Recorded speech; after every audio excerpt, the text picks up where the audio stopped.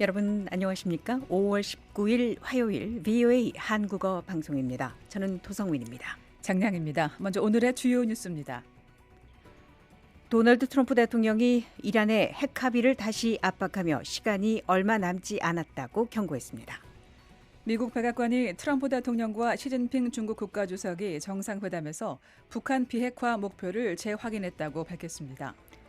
국제 앰네스티가 지난해 전 세계 사형 집행 건수가 44년 만에 최고치를 기록했다고 밝혔습니다. 여러분께서는 지금 VOA 한국어 방송을 함께하고 계십니다.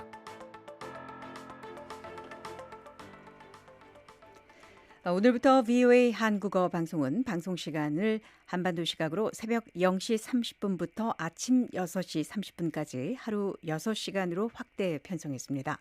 라디오는 단파 9310kHz로 들으실 수 있고 웹사이트 www.voakorea.com 그리고 유튜브와 X, 페이스북 등 VOA의 소셜미디어 계정으로도 라디오 방송과 보다 자세한 VOA 뉴스 기사 확인하실 수 있습니다. 오늘 VOA 한국어 방송 1부에서는 먼저 오늘의 뉴스 들으시고 디브리핑 순서에서는 북한 연계 해킹 조직들의 최근 활동과 국제사회의 우려 알아보겠습니다. 이어지는 뉴스의 이해를 돕는 익스플레이너, 오늘의 주제는 인공지능 시대와 노동시장입니다. 네, 새벽 1시로 이어지는 2부에서는 오늘의 뉴스와 함께 생활 속 영어를 배워보는 Everyday English, 미국 독립 250주년을 기념해 준비한 역사 속 아메리카 250, 제4대 미국 대통령 제임스 메디슨 순서가 준비되어 있습니다.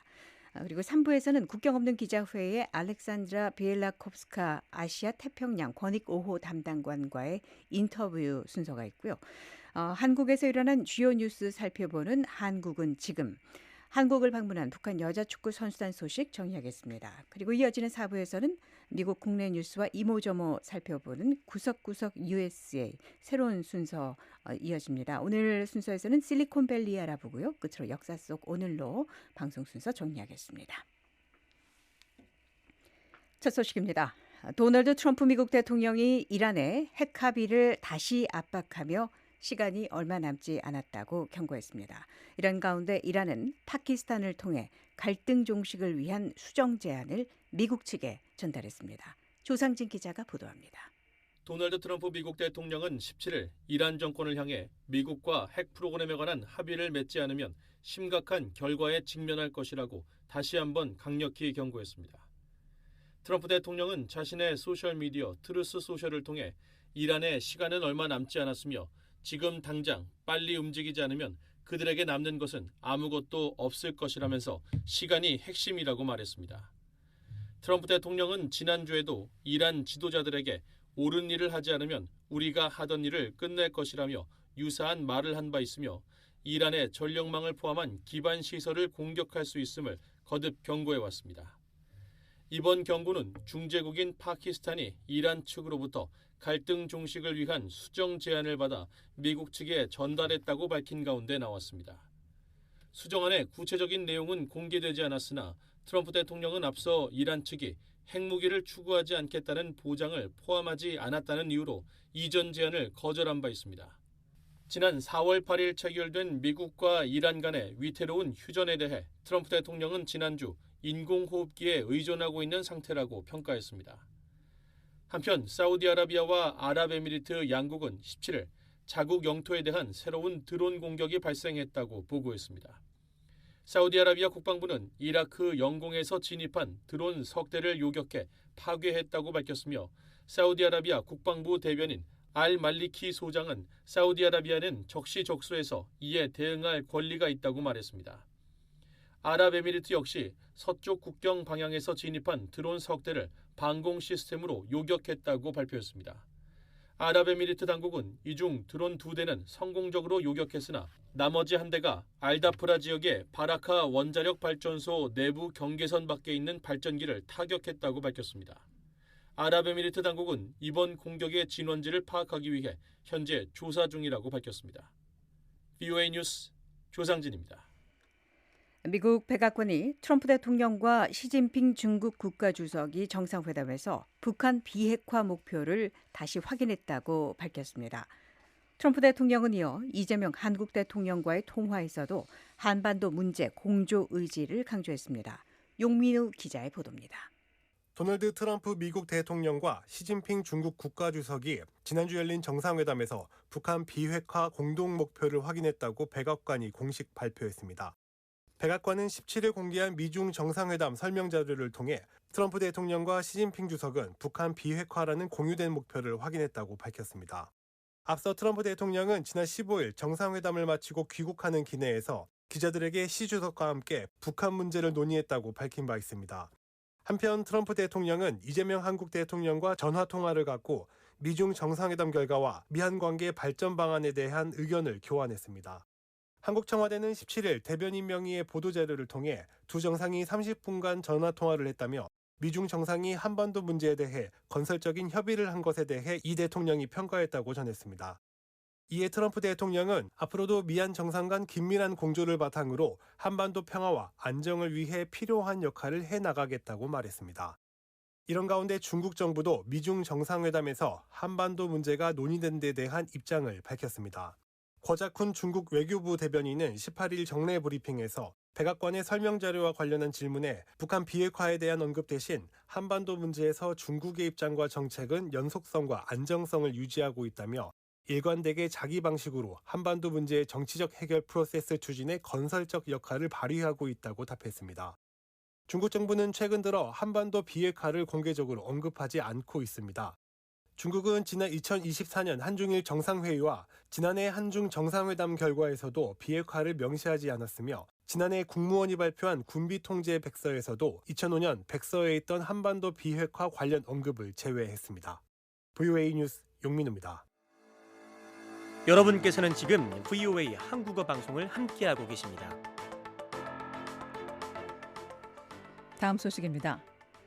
미국 백악관은 도널드 트럼프 미국 대통령의 지난주 중국 방문 기간에 역사적 합의가 체결됐다며 그 내용에 관한 설명 자료를 공개했습니다. 이번 방문은 현직 미국 대통령의 중국 방문으로는 2017년 이후 처음이었습니다.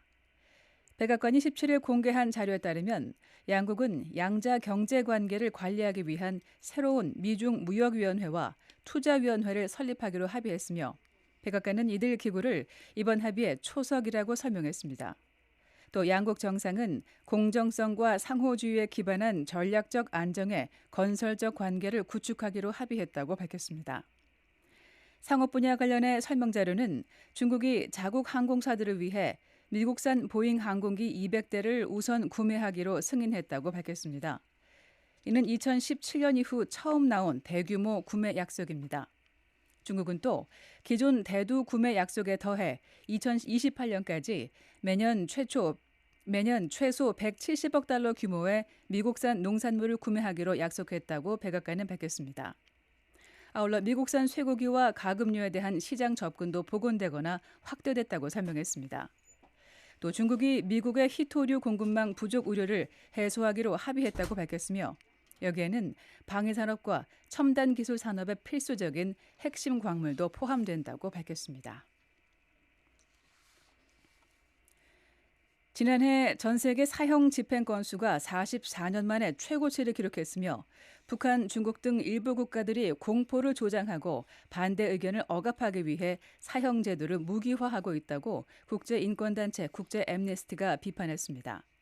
국제애므니스티는 18일 발표한 2015년 사형 선고 및 집행 보고서에서 지난해 17개 나라에서 2,707명에 대한 사형이 집행됐다고 밝혔습니다. 이는 애므니스티가 집계를 시작한 1981년 이래 가장 높은 수치로 2024년에 1,518건에 비해 78% 증가한 것입니다.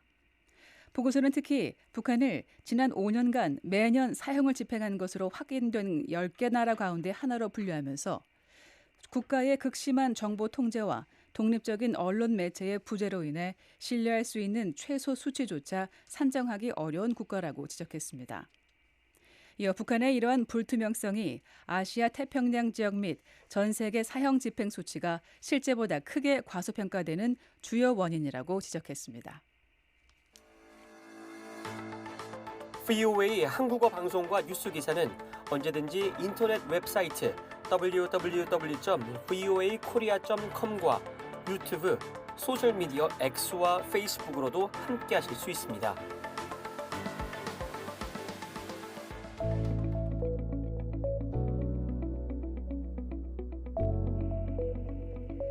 미국 정부와 국제 보안업계가 최근 북한 연계 해킹 조직들의 활동에 잇따라 경고를 내놓고 있습니다. 특히 가상자산 탈취가 북한의 핵미사일 개발 자금줄 역할을 하고 있다는 분석인데요. 최근에는 탈북민 정보를 노린 해킹 정황까지 드러났습니다.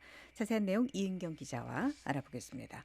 자, 이 기자, 최근 그 북한과 연계된 해킹 활동에 대한 경고가 상당히 집중적으로 나오고 있습니다. 네, 그렇습니다. 최근 미국 정부와 민간 보안 업체들은 북한 해킹 조직들이 가상자산 탈취와 정보 수집 활동을 크게 늘리고 있다고 잇따라 경고하고 있습니다. 네.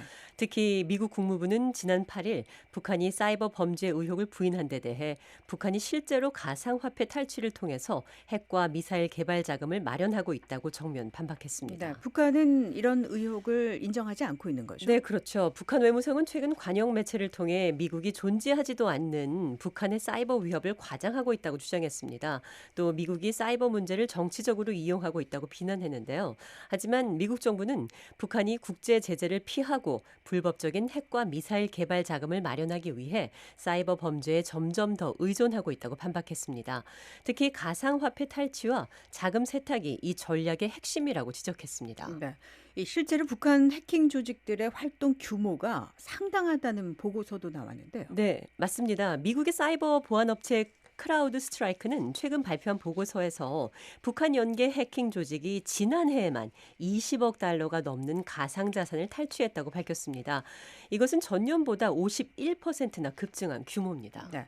공격 횟수는 줄었는데 그 탈취한 규모, 그러니까 피해 규모는 더 커졌다고요? 네, 맞습니다. 크라우드 스트라이크는 북한 해커들이 과거처럼 무차별적으로 공격하기보다는 공격 횟수를 줄이는 대신에 큰 돈이 오가는 표적에 집중하는 방식으로 전략을 바꿨다고 분석했습니다. 네. 그러면서 지난해 훨씬 더 큰 수익을 올렸다고 설명했는데요. 보고서는 이렇게 탈취한 자금이 세탁 과정을 거쳐 북한 정권의 군사 프로그램 자금으로 사용되고 있을 가능성이 크다고 밝히고 있습니다. 네. 대표적인 해킹 사례로 바이비트 해킹 사건이 언급됐죠? 네, 그렇습니다. 북한 연계 해킹 조직은 지난해 2월 세계 최대 가상자산 거래소 가운데 하나인 바이비트에서 15억 달러를 탈취한 사건의 배후로 지목됐습니다. 단일 가상자산 해킹 사건으로는 역대 최대 규모입니다. 네. 자, 북한이 특히 이렇게 가상자산 분야를 집중적으로 노리는 이유는 뭘로 보고 있습니까? 네, 크라우드 스트라이크는 탈취한 가상자산이 기존 금융 시스템보다 훨씬 익명성이 높기 때문이라고 설명하는데요. 네. 다시 말해서 돈의 흐름을 추적하기가 상대적으로 어렵다는 겁니다. 국제 금융 제재를 받고 있는 북한 입장에서는 이 가상자산이 효과적인 자금 조달 수단이 되고 있다는 분석이죠. 네. 북한이 해킹을 하는 기술이라고 할까요? 그 수법 자체도 상당히 정교해지고 있더군요. 네네. 이 보고서는 지난해 탈중앙화 가상자산 거래소 드리프트 프로토콜 침투 사건을 대표 사례로 꼽았는데요. 네. 북한 연계 기술 인력들이 가상자산 관련 행사에서 개발팀과 처음 접촉한 뒤에 무려 6개월 동안이나 신뢰를 쌓았고 이후에 악성 코드를 심어서 약 2억 8천만 달러 피해를 입혔다는 겁니다. 단순히 기술만 이용한 해킹이 아니라 사람들의 신뢰를 이용하는 방식까지 동원하고 있다는 점에서 우려가 더 커지고 있는 상황입니다. 북한이 연계된 이런 해킹 올해도 계속되고 있다고 하죠? 그렇습니다. 보고서에 따르면 북한 연계 조직은 올해 1월부터 4월까지 전 세계 가상자산 해킹 피해액의 76%에 해당하는 5억 7,700만 달러를 탈취했습니다. 특히 4월 탈중화 금융 플랫폼 켈프 DAO에서 발생한 2억 9천만 달러 규모 해킹 사건 역시 북한 연계 조직 소행으로 의심을 받고 있습니다. 네. 미국 정부도 최근 북한 해커들의 누적 가상화폐 탈취액이 이미 60억 달러 달러를 넘어섰다고 밝힌 바 있습니다. 네. 최근의 뉴스에 따르면은 북한 해킹 조직이 노리는 것이 단순히 돈만이 아니고 이 정보 수집 활동도 계속하고 있다. 이런 보고가 있었습니다. 네, 맞습니다. 글로벌 보안업체 이셋은 최근 북한 연계 해킹 조직 APT-37이 중국 내 조선족 사회를 겨냥해 모바일 게임 앱에 악성 코드를 심는 공격을 벌였다고 밝혔는데요. 특히 북한과 국경을 맞댄 중국 지린성 옌벤 조선족 자치주가 주요 표적이었습니다. 이 지역은 탈북민들의 주요 경유지로 알려져 있습니다. 네. 자, 악성 코드 기능, 스마트폰 쓰시는 분들은 다 귀담아 들으셔야 될 부분인 것 같습니다. 네, 맞습니다. 이 악성 코드는 연락처와 문자 메시지, 통화 기록, 문서와 사진 파일은 물론 개인 정보까지 빼낼 수 있었던 것으로 나타났는데요. 네. 또 화면 캡처와 주변 음성 녹음 기능까지 갖추고 있습니다. 이셋은 북한 정권이 특히 탈북민 관련 정보를 수집하려 한 것으로 분석하고 있습니다. 네, 결국은 자금 확보, 정보 수집 이렇게 두 방향으로 동시에 북한의 해킹 조직 활동이 이어지고 있다는 거죠. 그렇습니다. 국제보안업계와 미국 정부는 북한 해킹 조직들이 가상자산 탈취를 통한 자금 확보뿐 아니라 탈북민과 북한 관련 인사들에 대한 정보 수집 활동도 함께 벌이고 있다고 보고 있습니다. 특히 이런 사이버 활동이 북한의 핵과 미사일 개발과 연결되고 있다는 점에서 국제사회의 우려가 계속 커지고 있는 상황입니다. 네, 이은경 기자였습니다. 여러분께서는 지금 VOA 한국어 방송을 함께하고 계십니다.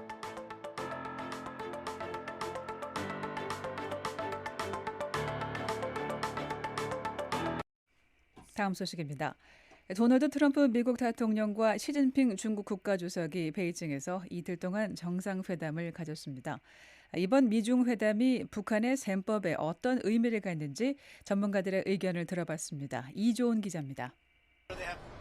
트럼프 대통령은 15일 베이징을 떠나 귀국하는 길에 기자로부터 시진핑 주석과 북한에 관해 논의했느냐는 질문을 받고 그렇다고 답했습니다.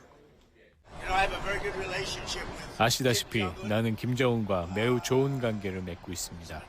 그동안은 꽤 조용했습니다. 나는 그와 좋은 관계를 맺고 있습니다. 그는 미국을 존중해 왔습니다. 이번 회담에서 미중 양국은 이란 핵무기 불용, 호르무즈 해협 개방 유지, 경제 협력 확대 등에 합의했습니다.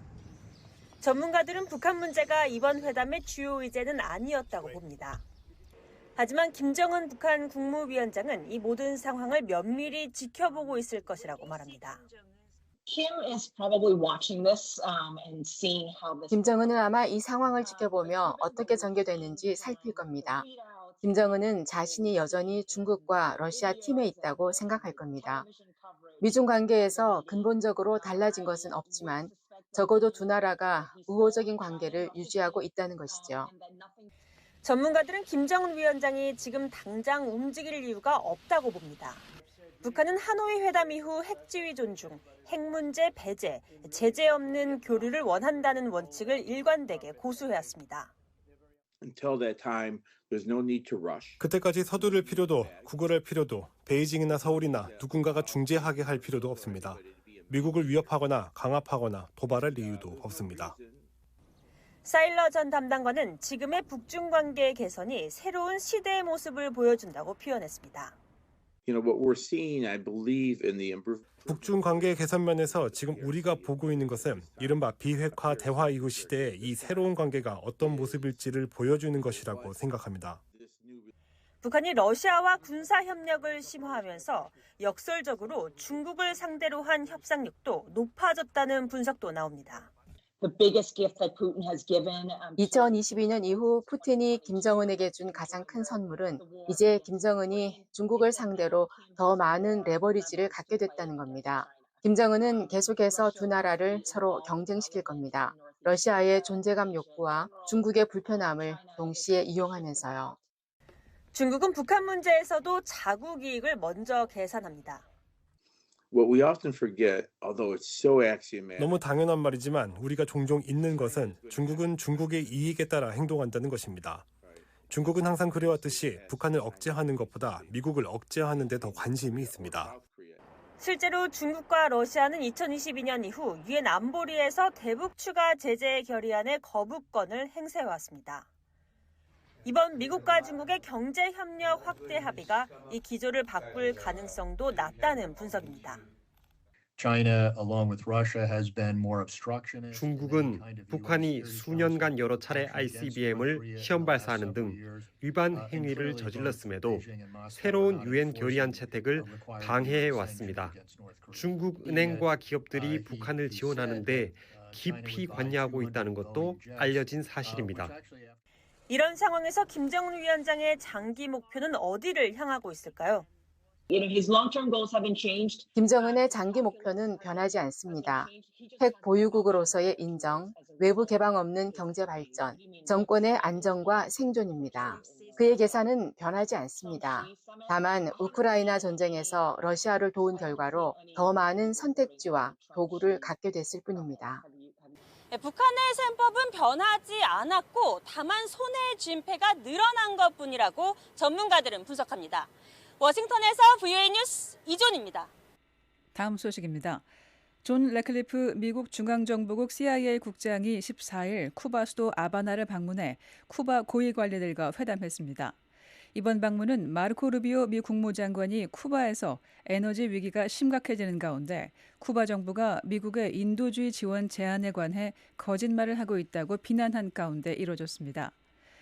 CIA 국장이 쿠바를 방문한 것은 매우 이례적인 일로 래클리프 국장의 이번 방문은 양국 정부가 모두 공개적으로 인정한 첫 사례가 됐습니다. 쿠바 정부는 래클리프 국장이 라사로 알바레스 카사크 내무장관 등 정부 관리들과 회담했다고 확인했습니다. CIA는 성명을 통해 래클리프 국장이 쿠바가 근본적인 변화를 이룰 경우 미국은 경제와 안보 문제에 대해 진지하게 관여할 준비가 돼 있다는 트럼프 대통령의 메시지를 전달했다고 밝혔습니다. CIA는 또한 정보 협력, 경제 안정, 안보 문제에 관해 논의했다며 쿠바는 더 이상 서반군의 적대 세력의 안식처가 될 수 없다고 강조했습니다. 콩고 민주공화국과 우간다에서 에볼라 바이러스가 확산하는 가운데 미 질병통제예방센터 CDC가 긴급 대응에 나섰습니다. CDC는 콩고에서 에볼라 발병으로 직접 영향을 받은 미국인들을 안전하게 철수시키는 작업을 지원하고 있다고 밝혔습니다. 그러면서 CDC는 비상대응센터를 가동하고 콩고와 우간다 현지 사무소에 추가 인력을 파견할 계획이라고 기자들에게 전했습니다. 현재 콩고에는 약 30명의 CDC 직원이 근무하고 있습니다. 사티시 필라이 CDC 에볼라 대응 총괄은 미국인 감염 여부에 대한 답변은 피하면서도 미국 본토에 대한 위험은 낮은 수준이라고 강조했습니다. 미 언론 보도에 따르면 콩고에 있는 미국인 6명이 바이러스에 노출됐으며 이 중 3명은 고위험 노출로 분류됐습니다. 1명은 증상이 나타났을 가능성도 있는 것으로 전해졌습니다. 중동 지역의 긴장 고조와 예상보다 저조한 중국의 경제 지표 발표로 인해 18일 국제 금융시장이 하락세를 보이고 유가는 올랐습니다. 국제 유가 기준인 브렌트유 가격은 배럴당 110달러를 넘어섰고 미국 기준인 서부 텍사스산 원유는 배럴당 105달러에서 106달러 이상 사이에서 거래되고 있습니다. 도널드 트럼프 미국 대통령은 17일 이란 지도부가 핵 프로그램과 관련해 미국과 합의하지 않으면 대가를 치를 것이라고 거듭 경고했습니다. 이와 별도로 주요 7개국 재무장관과 중앙은행 총재들은 이란 분쟁으로 촉발된 세계 에너지 가격 폭등과 가중되는 정부 부채 압박을 완화하기 위해서 프랑스 파리에서 만났습니다. 스콧 베센트 미국 재무부 장관은 18일 G7 회의에서 이렇게 말했습니다.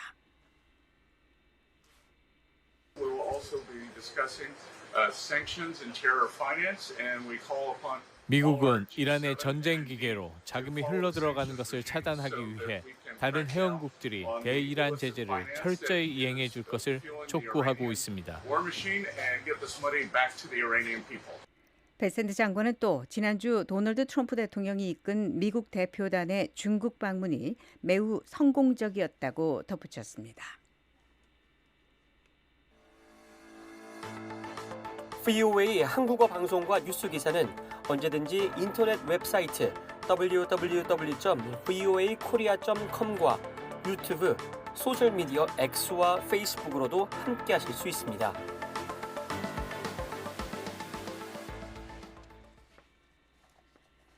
수천 명의 미국인들이 17일 워싱턴에 모였습니다. 재헌신 리데디케이션 250 기도와 찬양 감사의 하루의 행사로 오는 7월 4일 미국 독립 250주년을 향한 공식 기념 행사의 첫 시작이었습니다. 이조은 기자가 취재했습니다. 수천 명이 성조기와 성경책을 들고 워싱턴 내셔널몰에 모였습니다. 밤새 차를 몰고 온 사람들도 있었습니다. 많은 참석자들에게는 이 자리에 오는 것 자체가 큰 의미였습니다. 저는 일리노이주 어바나에서 왔습니다. 미국이 우리의 좌우명을 진정으로 이해하는 것이 정말 중요하다고 느꼈어요. 우리는 하나님을 믿는다. 하나님 아래 하나의 나라. 정말 중요한 말입니다. 17일 행사는 7월 4일 독립 250주년을 향한 첫 번째 공식 기념 행사였습니다. 25년 전 대륙회의는 국가적 금식과 기도의 날을 선포했습니다. 이날 행사는 바로 그 정신을 이어받았습니다. 주최 측은 트럼프 대통령의 영상 메시지를 상영했습니다. 트럼프 대통령은 성경 역대하 7장을 낭독했습니다. 내 이름으로 일컫는 내 백성이 그들의 악한 길에서 떠나 스스로 낮추고 기도하여 내 얼굴을 찾으면 내가 하늘에서 듣고 그들의 죄를 사하고 그들의 땅을 고칠지라. 하나님께 겸손히 돌아오는 민족의 기도를 들어주시겠다는 말씀입니다.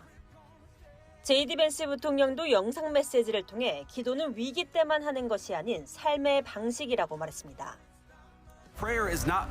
기도는 단순히 위기의 순간에 하는 것이 아닙니다. 그것은 하느님을 향한 사랑의 지속적인 자세이며 그 사랑을 통해 서로를, 우리의 시민들을 사랑하는 마음가짐입니다.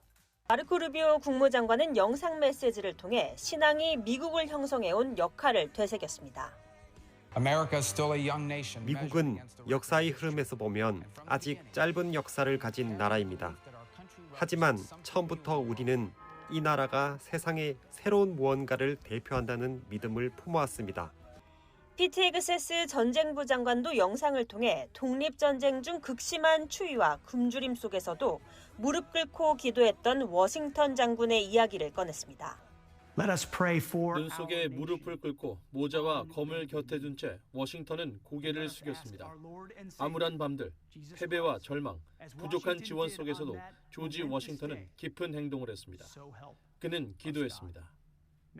마이크 존슨 하원 의장, 팀 스캇 상원 의원, 벤 칸슨 전 주택도시 개발부 장관, 명예훈장 수훈자 패트릭 브레디 퇴역 육군소장이 직접 연단에 올랐습니다. 디트로이트 출신 지역사회 지도자이자 신앙운동가인 로렌조 수얼 목사도 연단에 올랐습니다. 군악대와 크리스천 아티스트들의 공연도 하루 종일 이어졌습니다. 행사는 저녁 무렵 막을 내렸습니다. 이번 행사는 트럼프 행정부가 미국 독립 250주년을 기념해 계획한 16개 행사 중 첫 번째였습니다. 250년 전 대륙회의는 새로 태어난 나라의 기도를 요청했습니다. 오늘 이 내셔널몰에서 수천 명의 미국인들이 다음 250년을 향한 다짐으로 그 부름에 다시 한번 응답했습니다. 워싱턴에서 VOA 뉴스 이존입니다. 이 시간 전해드린 주요 뉴스 정리해드립니다. 도널드 트럼프 미국 대통령이 이란의 핵 합의를 다시 압박하며 시간이 얼마 남지 않았다고 경고했습니다. 이런 가운데 이란은 파키스탄을 통해 갈등 종식을 위한 수정 제안을 미국 측에 전달했다는 소식 전해드렸습니다. 미국 백악관이 트럼프 대통령과 시진핑 중국 국가주석이 정상회담에서 북한 비핵화 목표를 다시 확인했다고 밝혔습니다. 트럼프 대통령은 이어 이재명 한국 대통령과의 통화에서도 한반도 문제 공조 의지를 강조했다는 소식이었습니다.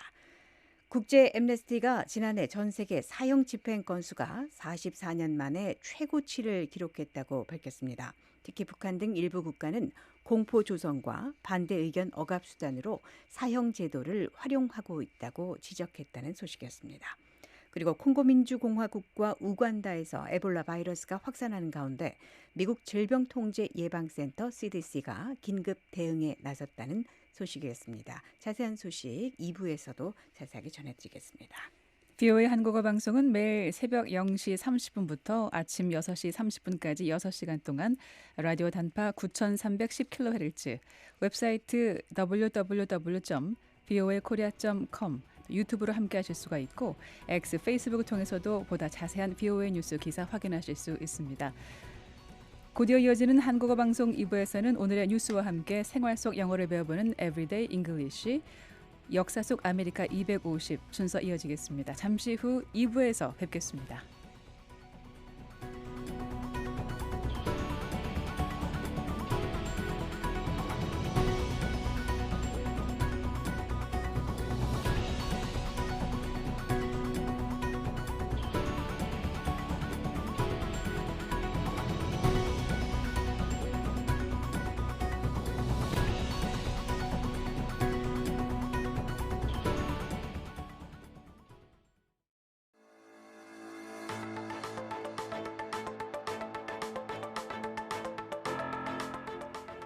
(5월 19일) 화요일 VOA 한국어 방송 2부입니다. 저는 도성민입니다. 장량입니다. 먼저 오늘의 주요 뉴스입니다.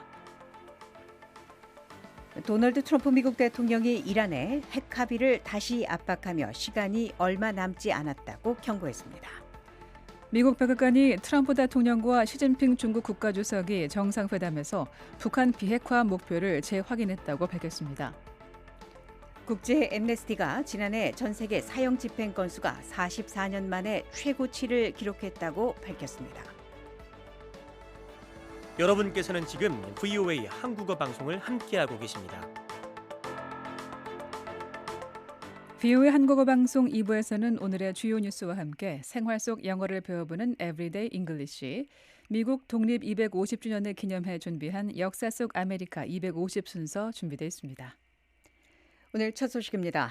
도널드 트럼프 미국 대통령이 이란의 핵 합의를 다시 압박하며 시간이 얼마 남지 않았다고 경고했습니다.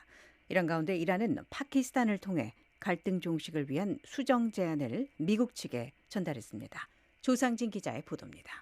도널드 트럼프 미국 대통령은 17일 이란 정권을 향해 미국과 핵 프로그램에 관한 합의를 맺지 않으면 심각한 결과에 직면할 것이라고 다시 한번 강력히 경고했습니다. 트럼프 대통령은 자신의 소셜미디어 트루스 소셜을 통해 이란의 시간은 얼마 남지 않았으며 지금 당장 빨리 움직이지 않으면 그들에게 남는 것은 아무것도 없을 것이라면서 시간이 핵심이라고 말했습니다. 트럼프 대통령은 지난주에도 이란 지도자들에게 옳은 일을 하지 않으면 우리가 하던 일을 끝낼 것이라며 유사한 말을 한 바 있으며 이란의 전력망을 포함한 기반 시설을 공격할 수 있음을 거듭 경고해왔습니다.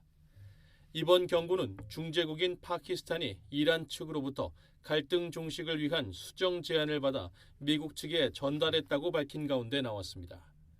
수정안의 구체적인 내용은 공개되지 않았으나 트럼프 대통령은 앞서 이란 측이 핵무기를 추구하지 않겠다는 보장을 포함하지 않았다는 이유로 이전 제안을 거절한 바 있습니다. 지난 4월 8일 체결된 미국과 이란 간의 위태로운 휴전에 대해 트럼프 대통령은 지난주 인공호흡기에 의존하고 있는 상태라고 평가했습니다. 한편 사우디아라비아와 아랍에미리트 양국은 17일 자국 영토에 대한 새로운 드론 공격이 발생했다고 보고했습니다. 사우디아라비아 국방부는 이라크 영공에서 진입한 드론 석 대를 요격해 파괴했다고 밝혔으며 사우디아라비아 국방부 대변인 알 말리키 소장은 사우디아라비아는 적시적소해서 이에 대응할 권리가 있다고 말했습니다. 아랍에미리트 역시 서쪽 국경 방향에서 진입한 드론 석 대를 방공 시스템으로 요격했다고 발표했습니다.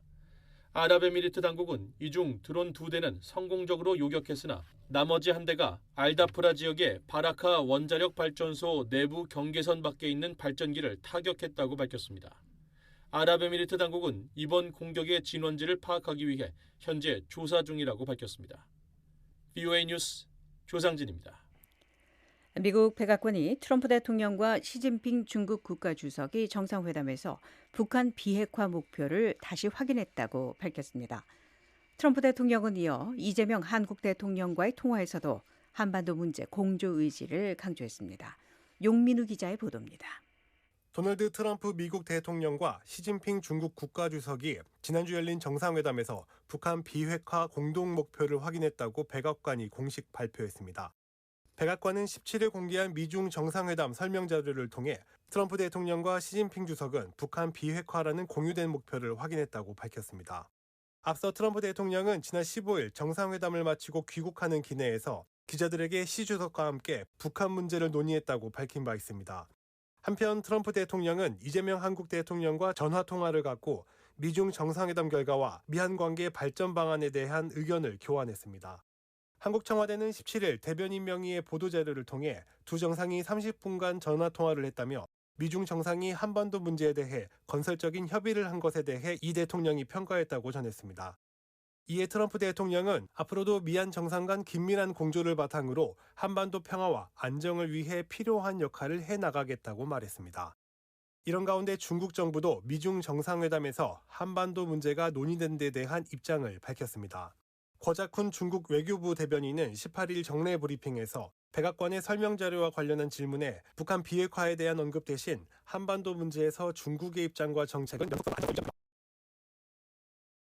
일관되게 자기 방식으로 한반도 문제의 정치적 해결 프로세스 추진에 건설적 역할을 발휘하고 있다고 답했습니다. 중국 정부는 최근 들어 한반도 비핵화를 공개적으로 언급하지 않고 있습니다.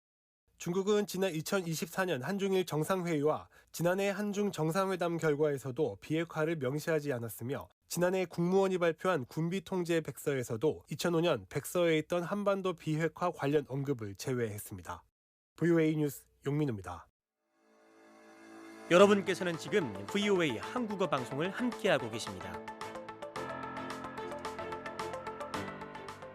다음 소식입니다. 미국 백악관은 도널드 트럼프 미국 대통령의 지난주 중국 방문 기간에 역사적 합의가 체결됐다며 그 내용에 관한 설명 자료를 공개했습니다. 이번 방문은 현직 미국 대통령의 중국 방문으로는 2017년 이후 처음이었습니다. 백악관이 17일 공개한 자료에 따르면 양국은 양자 경제 관계를 관리하기 위한 새로운 미중 무역위원회와 투자위원회를 설립하기로 합의했으며 백악관은 이들 기구를 이번 합의의 초석이라고 설명했습니다. 또 양국 정상은 공정성과 상호주의에 기반한 전략적 안정의 건설적 관계를 구축하기로 합의했다고 밝혔습니다. 상업 분야 관련해 설명 자료는 중국이 자국 항공사들을 위해 미국산 보잉 항공기 200대를 우선 구매하기로 승인했다고 밝혔습니다. 이는 2017년 이후 처음 나온 대규모 구매 약속입니다.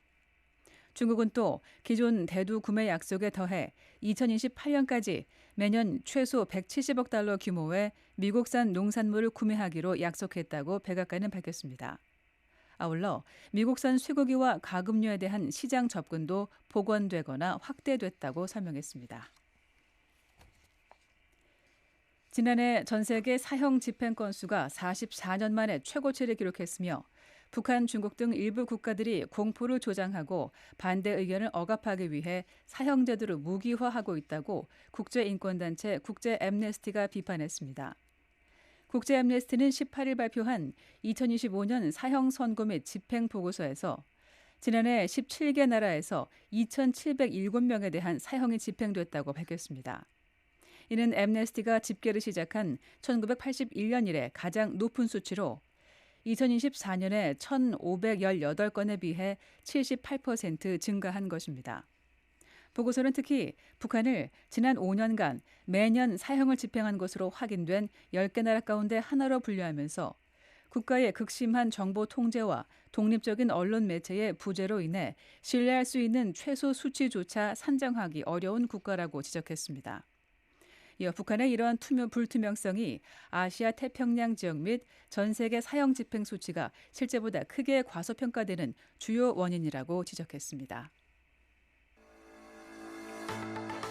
VOA 한국어 방송과 뉴스 기사는 언제든지 인터넷 웹사이트 www.voakorea.com과 유튜브, 소셜미디어 X와 페이스북으로도 함께하실 수 있습니다. 이번 순서는 일상의 대화 속에서 재밌게 영어를 배워보는 VOA 매일 영어 Everyday English입니다.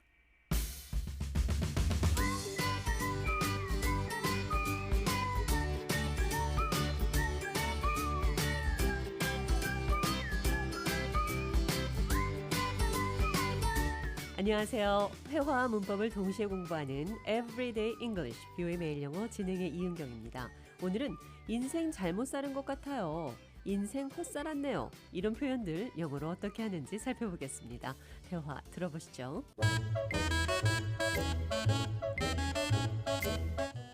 How's it going, John? Oh, I'm all right. just having one of those days, you know. I was thinking about life. Sometimes I think I haven't really lived. You think you wasted your life? Not exactly, but it's like chasing after the wind. I mean, I work hard, try to be successful at work and at home, but what does it all mean in the end? All is in vain. I hear you. Just enjoy life. Right, maybe that's the key to feeling like I've truly lived. 잔이 인생 헛산 것 같다고 말했습니다. I think I haven't lived. 내 생각에 나는 살지 않은 것 같다. 이 말은 그러니까 인생을 헛산 것 같다 이런 뜻입니다. 비슷한 표현으로 헛살았다는 것을 Wasted life. 인생을 낭비했다라고도 할 수 있습니다. I've wasted my life. I think I wasted my life. 인생 헛산 것 같아요. I think I haven't lived. 자, 이 표현 기억하시면서 오늘의 대화 느린 속도로 들어보겠습니다. How's it going, John? I'm all right, just having one of those days, you know. I was just thinking about life. Sometimes I think I haven't really lived. You think you wasted your life? Not exactly, but it's like chasing after the wind. I mean, I work hard, try to be successful at work and at home, but what does it all mean in the end? All is in vain. I hear you. Just enjoy life. Right. Maybe that's the key to feeling like I've truly lived. 대화 해석해 보겠습니다. How's it going? 어떻게 지내요? Just having one of those days, you know? One of those days. 그런 날 중 하나 좋은 날은 아니고 별로 일이 잘 안 풀리는 날을 One of those days. one of those days라고 합니다. Just having one of those days. 그저 그런 날입니다. I was thinking about life. 그냥 인생에 대해 생각 중이었어요. Sometimes I think I haven't lived. 가끔 헛산 것 같다는 생각이 들어요. You think you wasted your life? 인생을 헛살았다고 생각하세요? It's like chasing after the wind. 바람을 쫓아가는 것 같아요. I mean, I work hard, try to be successful at work and at home. 내 말은 회사나 가정에서 성공하기 위해 열심히 일하죠. But what does it all mean in the end? 그러나 종국엔 무슨 의미죠? All is in vain. 모든 게 헛됩니다. I hear you. 이해해요. Just enjoy life.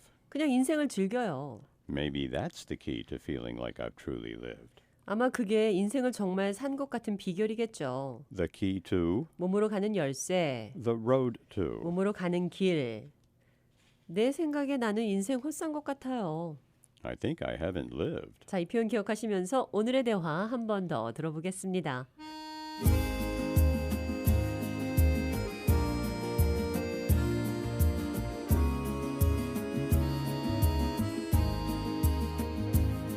How's it going?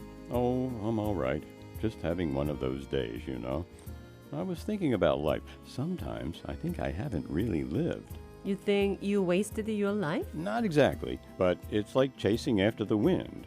I mean, I work hard, try to be successful at work and at home, but what does it all mean in the end? All is in vain. I hear you. Just enjoy life. Right, maybe that's the key to feeling like I've truly lived.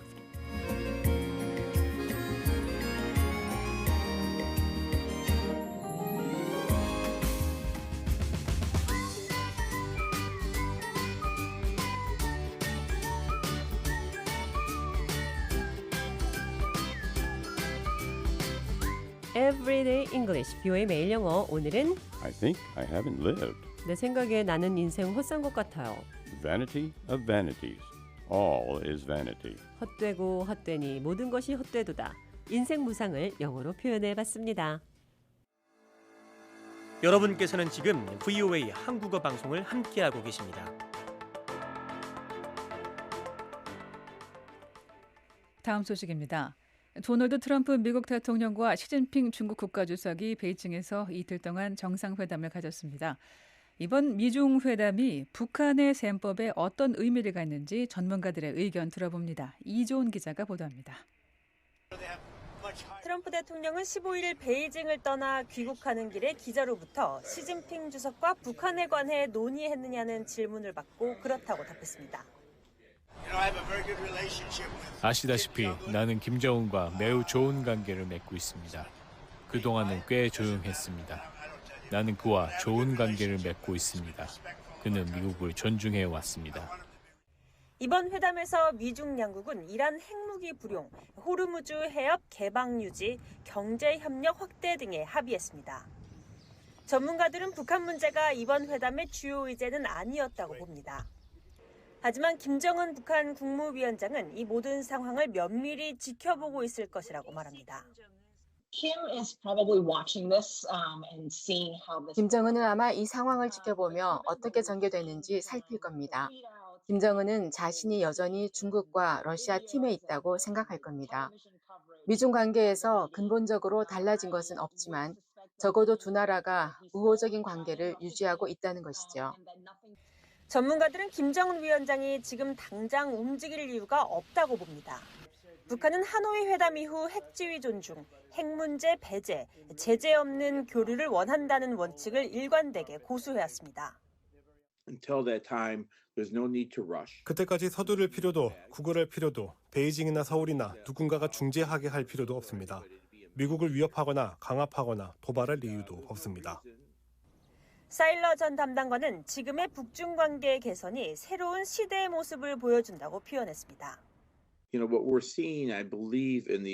북중 관계 개선 면에서 지금 우리가 보고 있는 것은 이른바 비핵화 대화 이후 시대의 이 새로운 관계가 어떤 모습일지를 보여주는 것이라고 생각합니다. 북한이 러시아와 군사 협력을 심화하면서 역설적으로 중국을 상대로 한 협상력도 높아졌다는 분석도 나옵니다. 2022년 이후 푸틴이 김정은에게 준 가장 큰 선물은 이제 김정은이 중국을 상대로 더 많은 레버리지를 갖게 됐다는 겁니다. 김정은은 계속해서 두 나라를 서로 경쟁시킬 겁니다. 러시아의 존재감 욕구와 중국의 불편함을 동시에 이용하면서요. 중국은 북한 문제에서도 자국 이익을 먼저 계산합니다. 너무 당연한 말이지만 우리가 종종 잊는 것은 중국은 중국의 이익에 따라 행동한다는 것입니다. 중국은 항상 그래왔듯이 북한을 억제하는 것보다 미국을 억제하는 데 더 관심이 있습니다. 실제로 중국과 러시아는 2022년 이후 유엔 안보리에서 대북 추가 제재 결의안의 거부권을 행사해왔습니다. 이번 미국과 중국의 경제 협력 확대 합의가 이 기조를 바꿀 가능성도 낮다는 분석입니다. 중국은 북한이 수년간 여러 차례 ICBM을 시험 발사하는 등 위반 행위를 저질렀음에도 새로운 유엔 결의안 채택을 방해해 왔습니다. 중국 은행과 기업들이 북한을 지원하는 데 깊이 관여하고 있다는 것도 알려진 사실입니다. 이런 상황에서 김정은 위원장의 장기 목표는 어디를 향하고 있을까요? 김정은의 장기 목표는 변하지 않습니다. 핵 보유국으로서의 인정, 외부 개방 없는 경제 발전, 정권의 안정과 생존입니다. 그의 계산은 변하지 않습니다. 다만 우크라이나 전쟁에서 러시아를 도운 결과로 더 많은 선택지와 도구를 갖게 됐을 뿐입니다. 북한의 셈법은 변하지 않았고 다만 손해의 쥔폐가 늘어난 것뿐이라고 전문가들은 분석합니다. 워싱턴에서 VOA 뉴스 이존입니다. 다음 소식입니다. 존 래클리프 미국 중앙정보국 CIA 국장이 14일 쿠바 수도 아바나를 방문해 쿠바 고위 관리들과 회담했습니다. 이번 방문은 마르코 루비오 미 국무장관이 쿠바에서 에너지 위기가 심각해지는 가운데 쿠바 정부가 미국의 인도주의 지원 제안에 관해 거짓말을 하고 있다고 비난한 가운데 이뤄졌습니다. 미국 CIA 국장이 쿠바를 방문한 것은 매우 이례적인 일로 래클리프 국장의 이번 방문은 양국 정부가 모두 공개적으로 인정한 첫 사례가 됐습니다. 쿠바 정부는 래클리프 국장이 라사로 알바레스 카사스 내무장관 등 정부 관리들과 회담했다고 확인했습니다. CIA는 성명을 통해 래클리프 국장이 쿠바가 근본적인 변화를 이룰 경우 미국은 경제와 안보 문제에 대해 진지하게 관여할 준비가 돼 있다는 도널드 트럼프 대통령의 메시지를 전달했다고 밝혔습니다. CIA는 또한 양측이 정보 협력, 경제 안정, 안보 문제에 관해 논의했다며 쿠바는 더 이상 서반군의 적대 세력의 안식처가 될 수 없다고 강조했습니다. 쿠바 측은 성명에서 양측이 법 집행 분야에서 양자 협력에 관심을 표명했다고 밝혔습니다. 콩고 민주공화국과 우간다에서 에볼라 바이러스가 확산하는 가운데 미 질병통제예방센터 CDC가 긴급 대응에 나섰습니다. CDC는 콩고에서 에볼라 발병으로 직접 영향을 받은 미국인들을 안전하게 철수시키는 작업을 지원하고 있다고 밝혔습니다. 그러면서 CDC는 비상대응센터를 가동하고 콩고와 우간다 현지 사무소에 추가 인력을 파견할 계획이라고 기자들에게 전했습니다. 현재 콩고에는 약 30명의 CDC 직원이 근무하고 있습니다. 사티시 필라이 CDC 에볼라 대응 총괄은 미국인 감염 여부에 대한 답변은 피하면서도 미국 본토에 대한 위험은 낮은 수준이라고 강조했습니다. 미 언론 보도에 따르면 콩고에 있는 미국인 6명이 바이러스에 노출됐으며 이 중 3명은 고위험 노출로 분류됐습니다. 1명은 증상이 나타났을 가능성도 있는 것으로 전해졌습니다. 세계보건기구 WHO는 17일 콩고와 우간다 전역에서 300건 이상의 에볼라 의심 사례와 88명의 사망자가 발생함에 따라 이번 사태를 국제공중보건 비상사태로 선포했습니다. 미국은 지난 1월 WHO에서 공식 탈퇴한 바 있습니다. 이번 사태는 승인된 백신이나 치료제가 없는 희귀 에볼라 변종인 분디부조 바이러스가 원인으로 이 바이러스가 처음 확인된 2007년 이후 세 번째 발병 사태입니다. 감염자는 주로 콩고 동부 이투리주에 집중돼 있지만 수도 킨샤샤와 동부 도시 고마 그리고 우간다 수도 캄팔라까지 확산된 상태입니다. 중동 지역의 긴장 고조와 예상보다 저조한 중국의 경제 지표 발표로 인해 18일 국제 금융시장이 하락세를 보이고 유가는 올랐습니다. 아시아와 유럽의 주요 지수가 대부분 하락세를 보이면서 일본 니케이 225 지수가 1% 가까이 떨어졌고 유럽 증시도 오전 거래에서 하락세를 이어갔습니다. 미국 증시 선물 역시 손실을 기록 중인 반면 원유 선물 가격은 상승하고 있습니다. 국제 유가 기준 브렌트유 가격은 배럴당 110달러를 넘어섰고 미국 기준유인 서부 텍사스산 원유는 배럴당 105달러에서 106달러 이상 사이에서 거래되고 있습니다.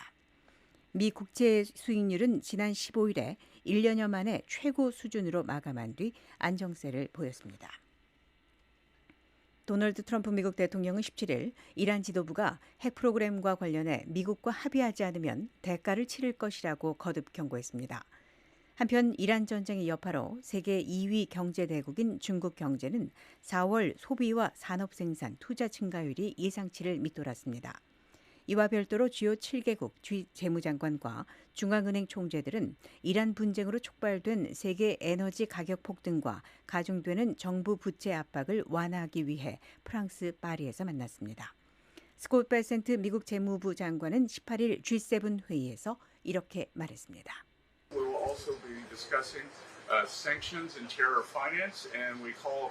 미국은 이란의 전쟁 기계로 자금이 흘러들어가는 것을 차단하기 위해 다른 회원국들이 대이란 제재를 철저히 이행해 줄 것을 촉구하고 있습니다.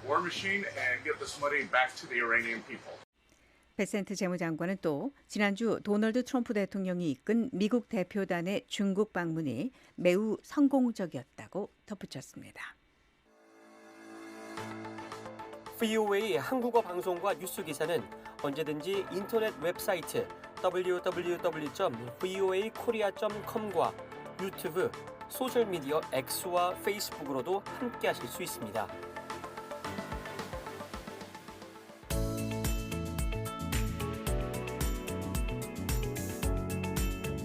미국의 어제와 오늘 그리고 건국 250주년 기념 소식 전해드리는 역사 속 아메리카 250 김묘 기자 나와 있습니다. 안녕하십니까? 네, 안녕하십니까? 어서 오세요. 네, 월요일은 미국 역대 대통령들 소개드리죠. 네. 오늘은 미 합중국 제4대 대통령 제임스 매디슨 대통령 만나보겠습니다.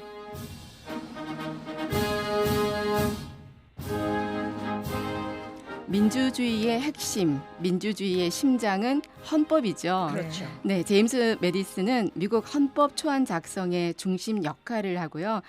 지금 미국의 연방정부 구조, 또 입법 행정, 사법 이렇게 삼권 분립 체계를 설계해서 미국 헌법의 아버지라는 영광스러운 호칭으로 불리고 있습니다. 네. 지금 우리가 당연하게 누리는 이 기본적인 권리, 제임스 메디슨 대통령이 그 토대를 작성했잖아요. 네, 그렇습니다. 소셜미디어 규제나 이 표현의 자유 논쟁이 벌어질 때마다 수정헌법 1조 얘기가 자주 나오는데요. 제임스 메디슨이 언론과 종교, 집회의 자유 같은 이 권리를 보장하는 권리장전 작성에 핵심 역할을 했습니다. 네. 제임스 메디슨은 평소 역사 기록을 아주 중요하게 여겼는데요. 헌법 제정 회의 당시 아주 꼼꼼하게 기록했던 노트들이 있는데 그 노트를 몇 년에 걸쳐서 정리를 했습니다. 이 기록이 미국 헌법이 어떻게 탄생했는지 보여주는 가장 독보적인 사료가 되고 있습니다. 네. 버지니아 사람들이 미국 역사 얘기하면서 막 이렇게 자랑스러워하는 것 중에 하나인데 제임스 메디슨 대통령, 초기 대통령처럼 버지니아 사람이죠? 네, 그렇습니다. 제임스 메디슨은 1751년 버지니아주의 부유한 농장 집안에서 태어났습니다. 어려서부터 체구도 작고 몸이 아주 약했지만은 책 읽는 걸 무척 좋아했습니다. 네. 18살에 지금의 프린스턴 대학교에 입학을 했고요. 대학 과정 4년을 무려 2년 만에 졸업을 했습니다. 네, 그리고 공부를 워낙 좋아해서 지금의 대학원, 그때는 그런 개념이 없었는데 학교에 남아서 공부를 더 했습니다. 그리고 29살에 버지니아를 대표해서 대륙의회에서 가장 젊은 대의원 역할을 했고요. 네. 네, 1808년 미국 대통령 선거에 당선됐습니다. 자, 두 번의 대통령 임기를 마친 다음 고향으로 내려가서 1836년 6월 85세 아침 식사를 하던 중 아주 조용히 눈을 감았다고 합니다. 예. 제임스 메디슨 대통령이 역대 대통령들 가운데 체구가 제일 작았다면서요. 또 작은 거인이라고 불렸고요. 네, 제임스 메디슨은 미국 역사에서 존재감은 아주 크지만 키가 약 163cm에 몸무게도 45kg, 저보다 적습니다. 네. 그래서 별명이 리틀 제미였고요. 네. 목소리도 작고 말수도 적었습니다. 제임스 메디슨이 선거에서 아주 크게 진 경험이 있는데요.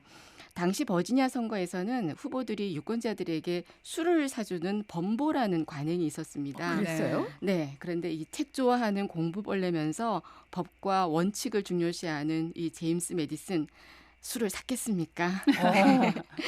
표 얻으려고 술을 사는 건 공화주의 정신에 어긋난다. 이렇게 하면서 거부했습니다. 그래서 결과는 어떻게 결과는 낙선했습니다. 아이고야. 하필 상대 후보가 당시 선술집 주인이었는데요. 어머. 네, 술을 아주 넉넉하게 대접을 했나 봅니다. 네. 자, 이 일을 두고 나중에 제임스 메디슨은 원칙은 지켰지만 선거는 졌다 이렇게 회상했습니다. 네. 성격은 조용한데 젊을 때부터 참 신념이 강했던 정치인이었던 것 같아요. 근데 대통령 임기 중에요. 백악관이 불에 타는 위기를 겪기도 했다면서요? 네, 그렇습니다. 1812년 전쟁인데요. 영국군이 워싱턴 DC까지 진격해서 백악관과 국회의사당 건물에 불을 질렀습니다. 이 백악관에 불 지르기 전에 대통령 만찬을 위해서 준비된 음식이 식탁에 있었는데요. 네. 영국 장교들이 이 음식을 먹은 다음에 백악관에 불을 질렀다는 그런 얘기가 유명하죠. 네. 당시 퍼스트 레이디인 돌리 메디슨이 이 조지 워싱턴의 유명한 랜스다운 초상화를 그 사본을 급히 챙겨서 피신을 했습니다. 또 제임스 메디슨 대통령은 현직 대통령으로는 드물게요. 직접 말을 타고 전선으로 달려가서 직접 상황을 보고받은 그런 지도자였습니다. 그러니까 돌리 메디슨 여사가 아주 그 위기 상황에서 빠르게 판단을 해서 불이 커지기 전에 조지 워싱턴 초상화를 대피시킨 거네요. 네, 그렇습니다. 제임스 메디슨이 평소 조용하고 내성적이었던 반면 아내 돌리 메디슨은 워싱턴 사교계에서 남편보다 더 유명하다고 할 만큼 반대 성격이었습니다. 네. 네, 백악관 사교 행사에서 손님들을 직접 챙기면서 남편의 정치적 입지를 다져주었고요. 제1대 대통령인 조지 워싱턴은 아주 키도 크고 체격도 좋고 새벽까지 춤추는 걸 좋아한다고 제가 소개를 드렸었죠. 네, 그런 그 음악을 들으면서 춤을 출 때 제임스 메디슨은 춤 실력이 뛰어나지 않아서 돌리 메디슨 옆에 어색하게 있었다는 얘기도 있습니다. 또 이 부부가 아이스크림을 굉장히 좋아했는데요. 그 시대는 만들기 아주 까다로운 귀한 음식이었는데 백악관 공식 만찬에 여러 종류의 아이스크림이 빠지지 않았습니다. 네. 자, 제임스 메디슨 생가 몬펠리 가면은 그 실제 살았던 곳을 볼 수가 있다면서요. 네, 버지니아주 오렌지 카운티에 있는 몬펠리어는 제임스 대통령의 생활 모습과 미국 헌법, 노예제 역사까지 볼 수 있는 대표적인 역사 유적지입니다. 네. 자, 미국 헌법의 아버지 제4대 대통령 제임스 메디슨 이야기 김미옥 기자였습니다. 4부에 다시 뵙겠습니다. 네, VOA 한국어 방송 잠시 후 3부에서 다시 인사드리겠습니다.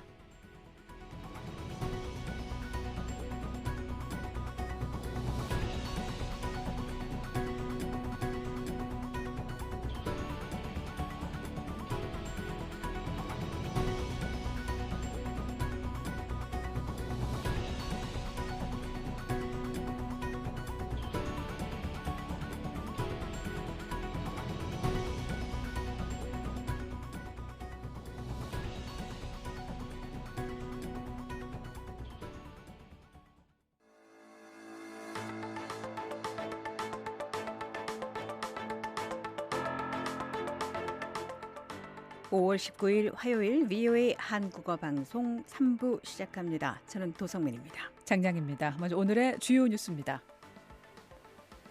도널드 트럼프 미국 대통령이 이란의 핵 합의를 다시 압박하며 시간이 얼마 남지 않았다고 경고했습니다.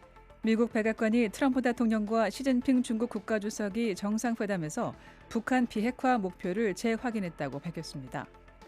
국제 앰네스티가 지난해 전 세계 사형 집행 건수가 44년 만에 최고치를 기록했다고 밝혔습니다. 여러분께서는 지금 VOA 한국어 방송을 함께하고 계십니다. VOA 한국어 방송은 방송 시간을 한반도 시각으로 새벽 0시 30분부터 아침 6시 30분까지 하루 6시간으로 확대 편성했습니다. 라디오는 단파 9310kHz로 들으실 수 있고요.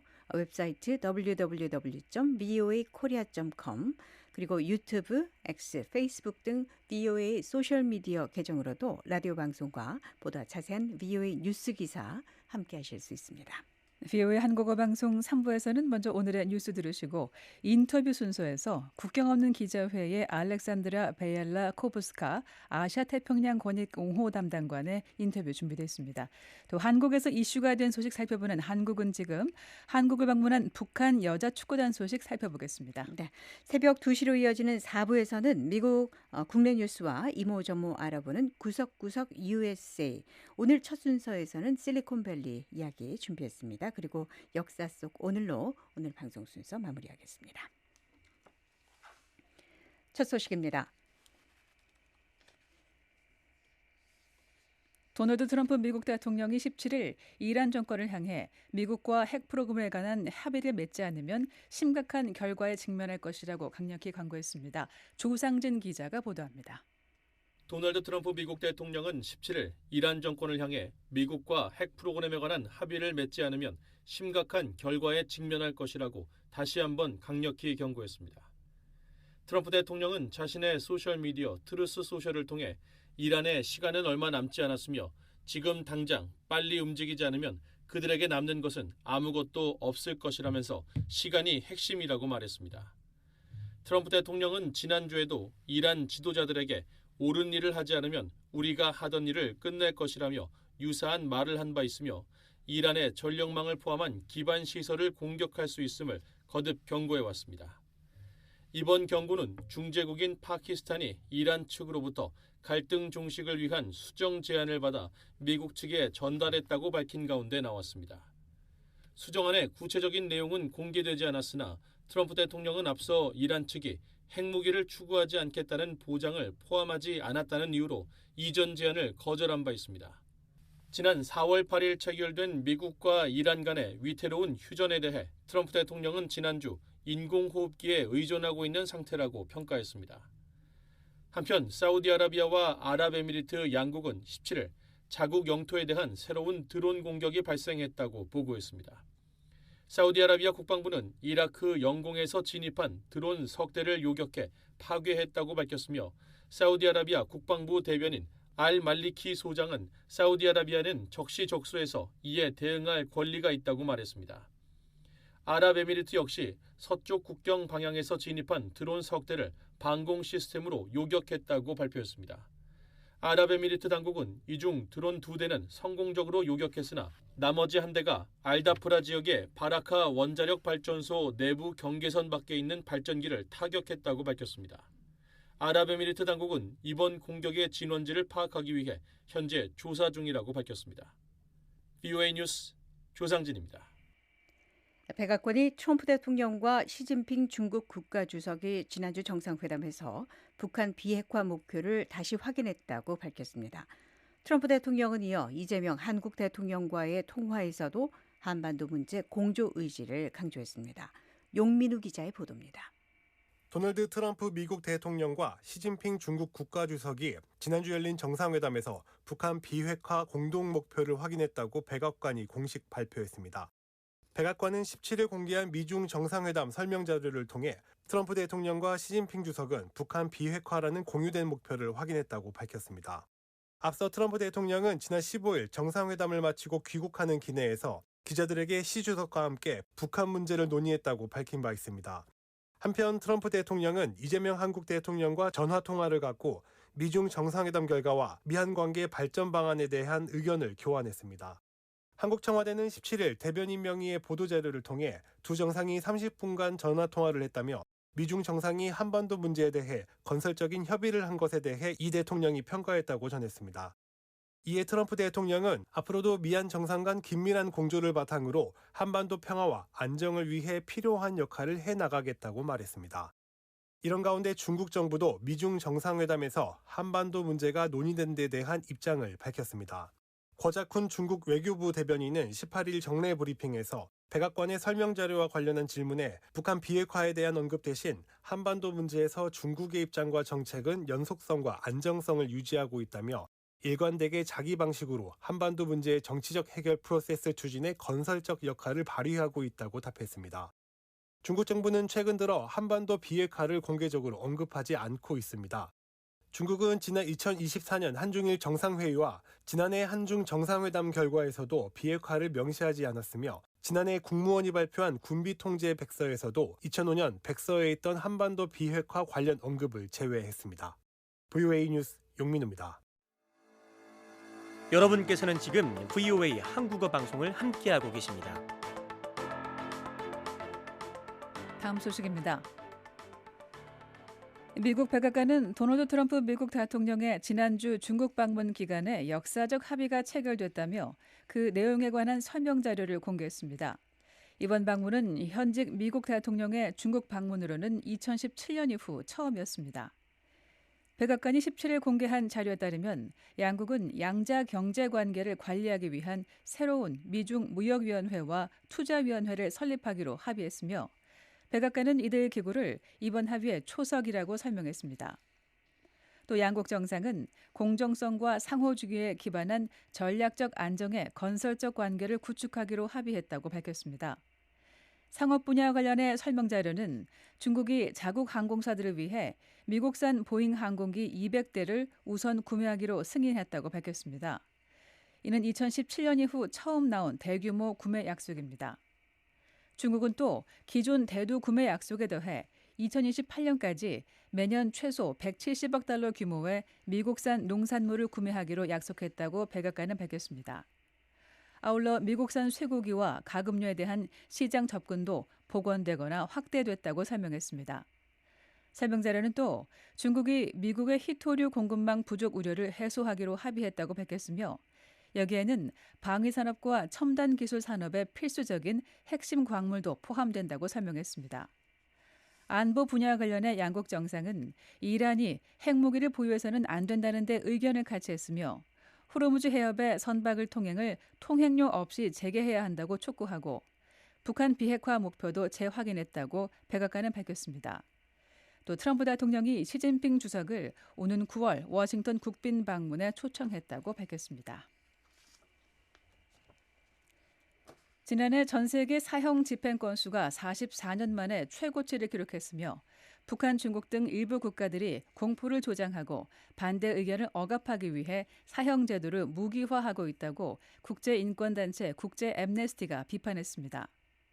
국제앰네스티는 18일 발표한 2025년 사형 선고 및 집행 보고서에서 지난해 17개국에서 2,707명에 대한 사형이 집행됐다고 밝혔습니다. 이는 앰네스티가 집계를 시작한 1981년 이래 가장 높은 수치로 2024년에 1,518건에 비해 78% 증가한 것입니다. 보고서는 특히 북한을 지난 5년간 매년 사형을 집행한 것으로 확인된 10개 나라 가운데 하나로 분류하면서 국가의 극심한 정보 통제와 독립적인 언론 매체의 부재로 인해 신뢰할 수 있는 최소 수치조차 산정하기 어려운 국가라고 지적했습니다.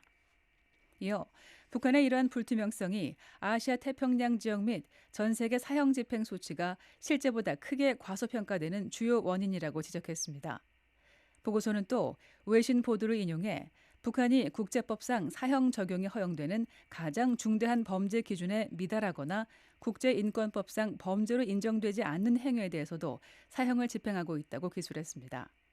구체적으로 이른바 반사회주의 문화 단속과 관련해 특정 표현을 사용하는 것만으로도 사형에 처형할 수 있다는 보도와 군함 진수 실패에 연루된 관리들이 처형 위기에 처했다는 보도를 인용했으며 북한의 주된 사형 집행 방식은 총살이라고 지적했습니다.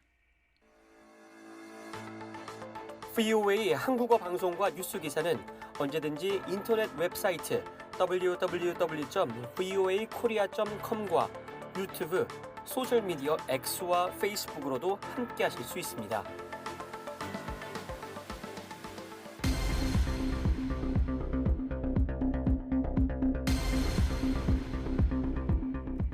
북한이 최근 발표된 2026 세계 언론자유 지수에서 조사 대상 180개국 중 179위를 기록하면서 세계 최하위권을 벗어나지 못했습니다.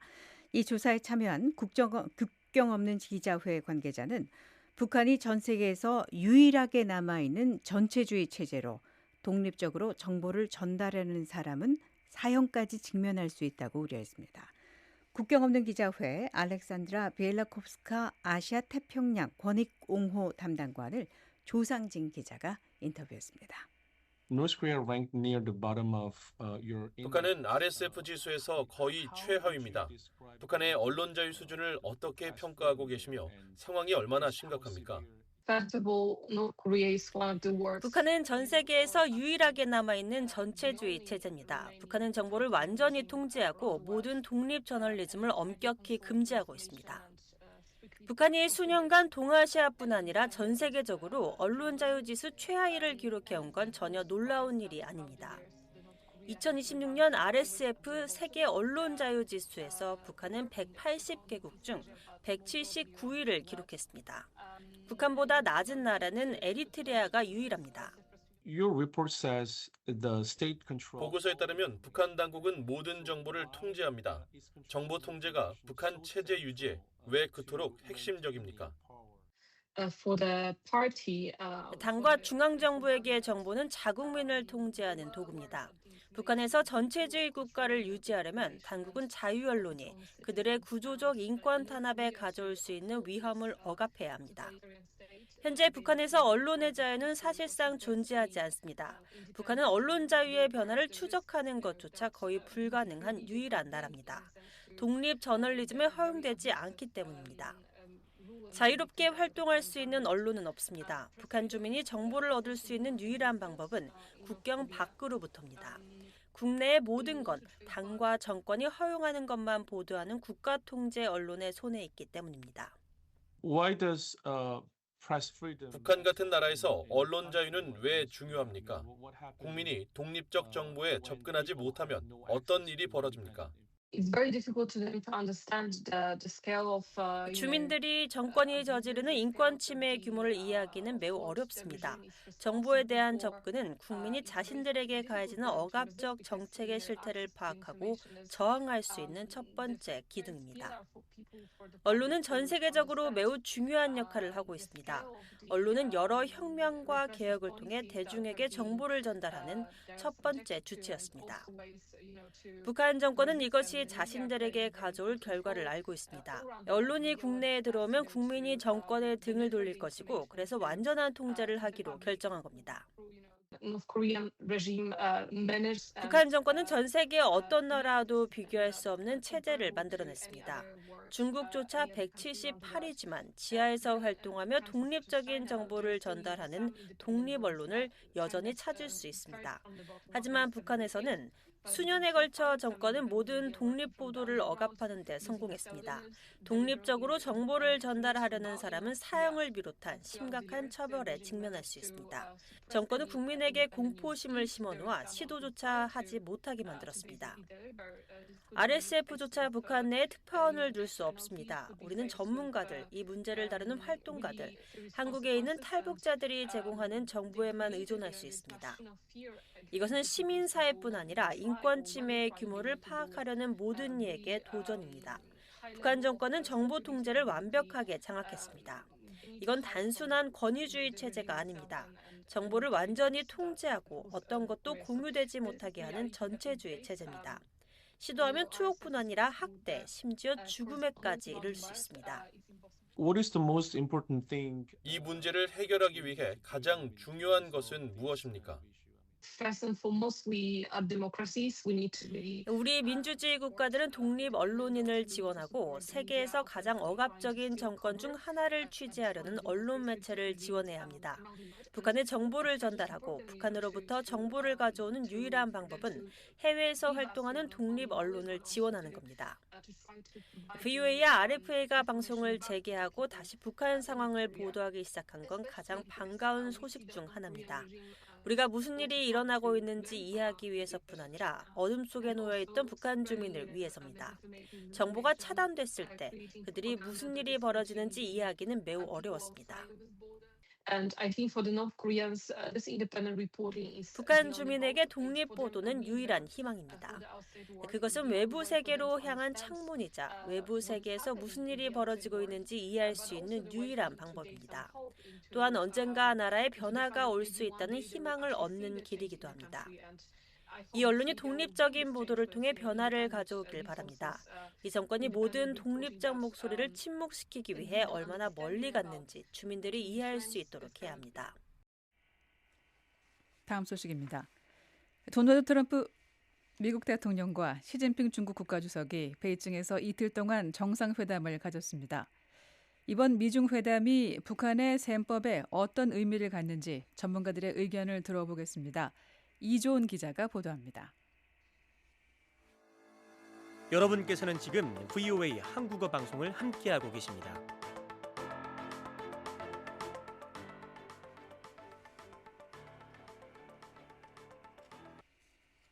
도널드 트럼프 미국 대통령과 시진핑 중국 국가주석이 베이징에서 이틀 동안 회담을 가졌습니다.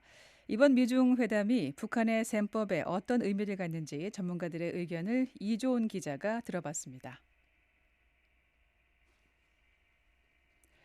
트럼프 대통령은 15일 베이징을 떠나 귀국하는 길에서 기자로부터 시진핑 주석과 북한에 관해 논의했냐는 질문을 받고 그렇다고 답했습니다.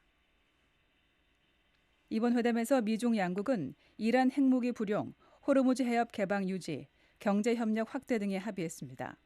전문가들은 북한 문제가 이번 회담의 주요 의제는 아니었다고 말했습니다. 하지만 김정은 국무위원장은 이 모든 상황을 면밀히 지켜보고 있을 것이라고 대답했습니다. 전문가들은 또 김정은 위원장이 지금 당장 움직일 이유가 없다고 말하며 북한은 하노이 회담 이후 핵 지위 존중, 핵 문제 배제, 제재 없는 교류를 원한다는 원칙을 일관되게 고수했다고 말했습니다. 사일러 전 담당관은 지금의 북중 관계 개선이 새로운 시대의 모습을 보여준다고 표현했습니다. 북중 관계 개선 면에서 우리가 보고 있는 것은 이른바 비핵화 대화 이후 시대의 이 새로운 관계가 어떤 모습일지 보여주는 것이라고 생각한다고 말했습니다. 또 북한이 러시아와 군사 협력을 심화하면서 역설적으로 중국을 상대로 한 협상력도 높아졌다는 분석도 나왔습니다.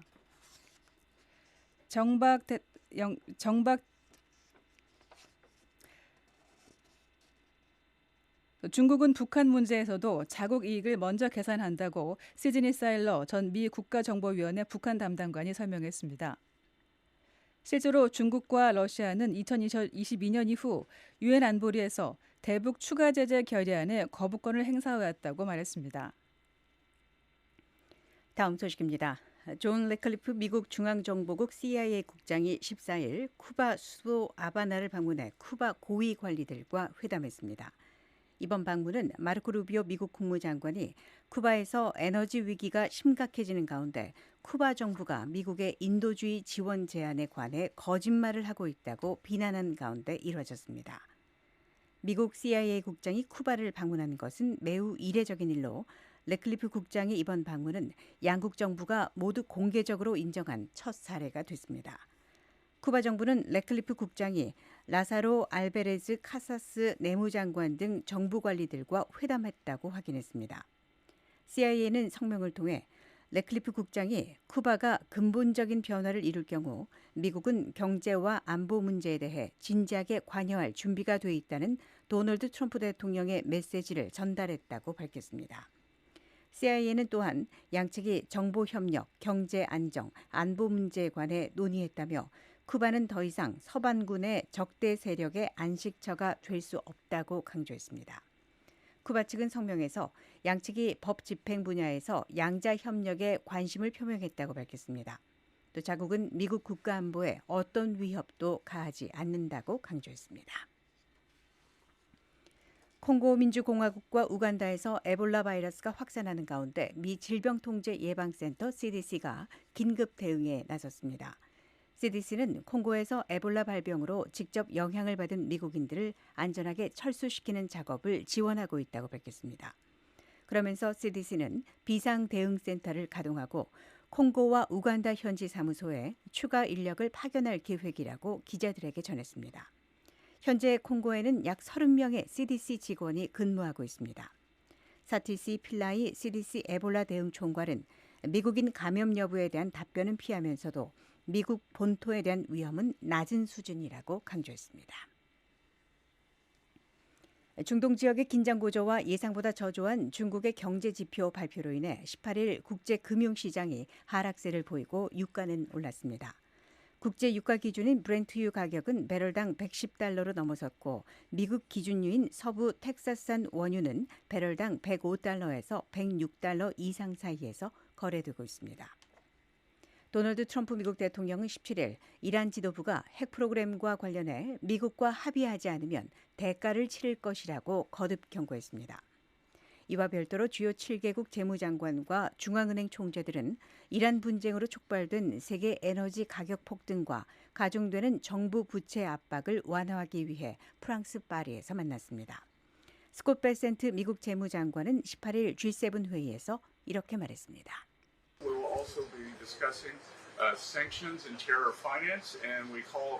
미국은 이란의 전쟁 기계로 자금이 흘러들어가는 것을 차단하기 위해 다른 회원국들이 대이란 제재를 철저히 이행해 줄 것을 촉구하고 있습니다. 베센트 재무장관은 또 지난주 도널드 트럼프 대통령이 이끈 미국 대표단의 중국 방문이 매우 성공적이었다고 덧붙였습니다. VOA 한국어 방송과 뉴스 기사는 언제든지 인터넷 웹사이트 www.voakorea.com과 유튜브, 소셜미디어 X와 페이스북으로도 함께하실 수 있습니다.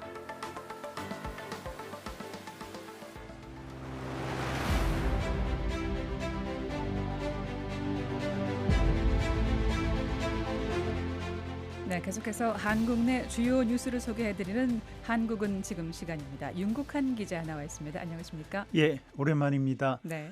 1년여 만에 한국은 지금이라는 제목의 프로그램을 재개하게 돼서 감회가 새롭습니다. 네. 청취자 여러분들이 궁금해하시는 한국의 정치, 사회, 문화 등 다양한 분야의 소식을 신속하고 정확하게 전해드리도록 노력하겠습니다. 네. 한국은 지금 오늘 첫 소식 궁금합니다. 예, 한국의 이재명 정부가 어제 첫 통일백서를 발간한 소식입니다.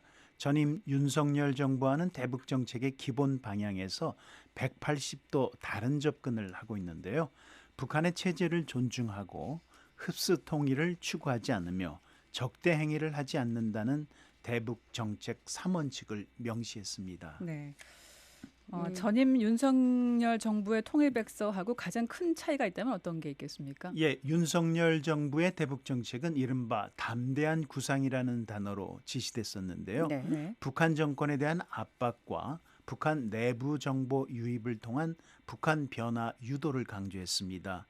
결국 한국 측의 대북 전단 투입과 북한의 무인기 침투, 오물 풍선 살포 등이 이어지면서 대결 상태가 지속됐습니다. 그렇다면 이재명 정부의 통일백서는 북한과의 평화 공존이 핵심이 되겠군요. 예, 맞습니다.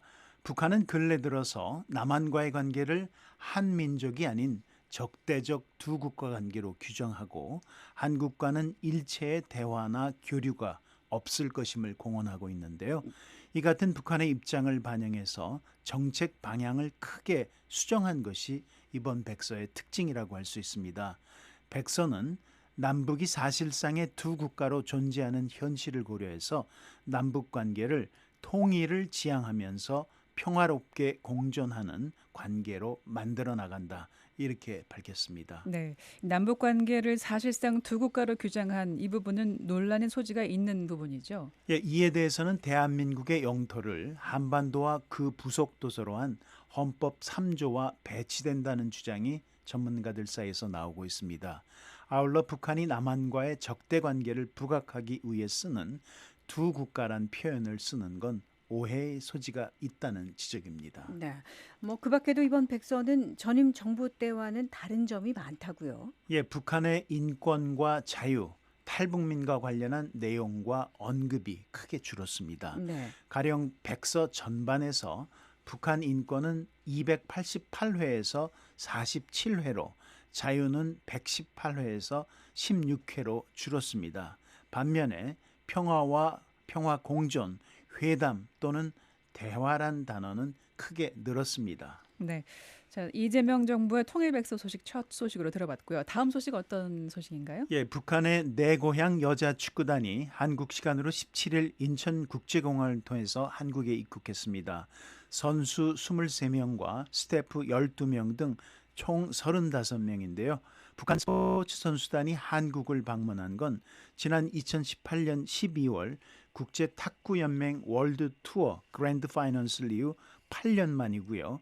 여자 축구 종목으로 한정하면 2014년 인천 아시안 게임 이후 12년 만입니다. 네, 말씀하신 대로 북한 선수단의 한국 방문 꽤 오랜만인데요. 공항에서의 분위기부터 볼까요? 예, 공항에는 실향민과 시민단체 인사 100여 명이 나와서 환영합니다를 외치며 반겼습니다. 이들은 내 고향 여자 축구단 여러분 환영합니다라고 쓴 현수막과 환영 등을 적은 손팻말을 들고 있었는데요. 네. 하지만 입국장의 모습을 드러낸 북한 선수단은 환영객들에게 눈길 한번 주지 않은 채 굳은 표정으로 앞만 보며 걸어갔습니다. 네. 취재진 등이 선수들을 향해서 손 한번 흔들어 주세요라고 외쳤지만 선수들은 반응 없이 두 줄로 선 채 버스를 향해서 빠르게 이동했습니다. 이들이 입국장에 나타나서 공항을 빠져나가기까지 걸린 시간은 불과 1분 남짓이었습니다. 네, 왜 이렇게 냉랭한 태도를 보였을까요? 예, 현재의 남북 관계를 반영한 것입니다. 북한 정부는 근래 들어서 한국 정부에 극도의 적대적 태도를 취하면서 한국을 한 핏줄을 가진 동포가 아닌 적대적 두 국가 관계로 규정하고 관계의 단절을 선언한 상태입니다. 네. 수년간 계속된 남북 간의 군사적 긴장 상태가 동족 간의 유대마저 단절되게 만들었다라고 할 수 있습니다. 네. 그래도 한국 측은 응원단도 꾸리고요. 적극적으로 지원에 나선다고 하던데요. 맞습니다. 200여 개 민간단체가 연대한 여자축구 공동응원단이 결성됐는데요. 이들은 입장문을 통해서 경기장에서 최선을 다해 경쟁하되 따뜻한 우위를 나눌 수 있기를 바란다면서 승패와 상관없이 남북 양팀 모두를 뜨겁게 응원하겠다고 밝혔습니다. 한국통일부에 따르면 공동선수단은 경기 규정에 부합하는 범위에서 현수막과 응원 수건, 응원 막대 등의 응원 도구를 활용할 예정입니다. 네. 자, 마지막 소식 간단하게 한번 살펴볼까요? 예, 이달 초에 호르무즈 해협에서 발생한 한국 선박 나무 피격 사건과 관련해 한국과 이란 외교장관이 17일 전화 통화를 가졌다는 소식입니다. 네. 전화 통화 내용 어떤 논의가 있었는지 짧게 살펴보겠습니다. 예, 서로의 입장을 다시 한번 확인한 것 외에 이렇다 할 진전은 없었던 것으로 보입니다. 한국 외교부에 따르면 조 장관은 나무 피격과 관련해서 한국 정부의 추가 조사가 진행 중인 사실을 설명하면서 이란 측에 사실관계에 대한 입장을 요구했습니다. 또 호르무즈 해협 내 한국을 포함한 모든 나라 선박들의 안전과 자유로운 항행 중요성을 강조했습니다. 네, 한국 내 주요 소식을 전해드리는 한국은 지금 윤국한 기자와 함께했습니다. 자, 이어지는 4부에서는 미국 내 뉴스와 이모저모 알아보는 구석구석 USA 첫 순서 실리콘밸리 알아보고요. 역사 속 오늘 끝으로 VOA 한국어 방송 마무리하겠습니다. 잠시 후 4부에서 뵙겠습니다.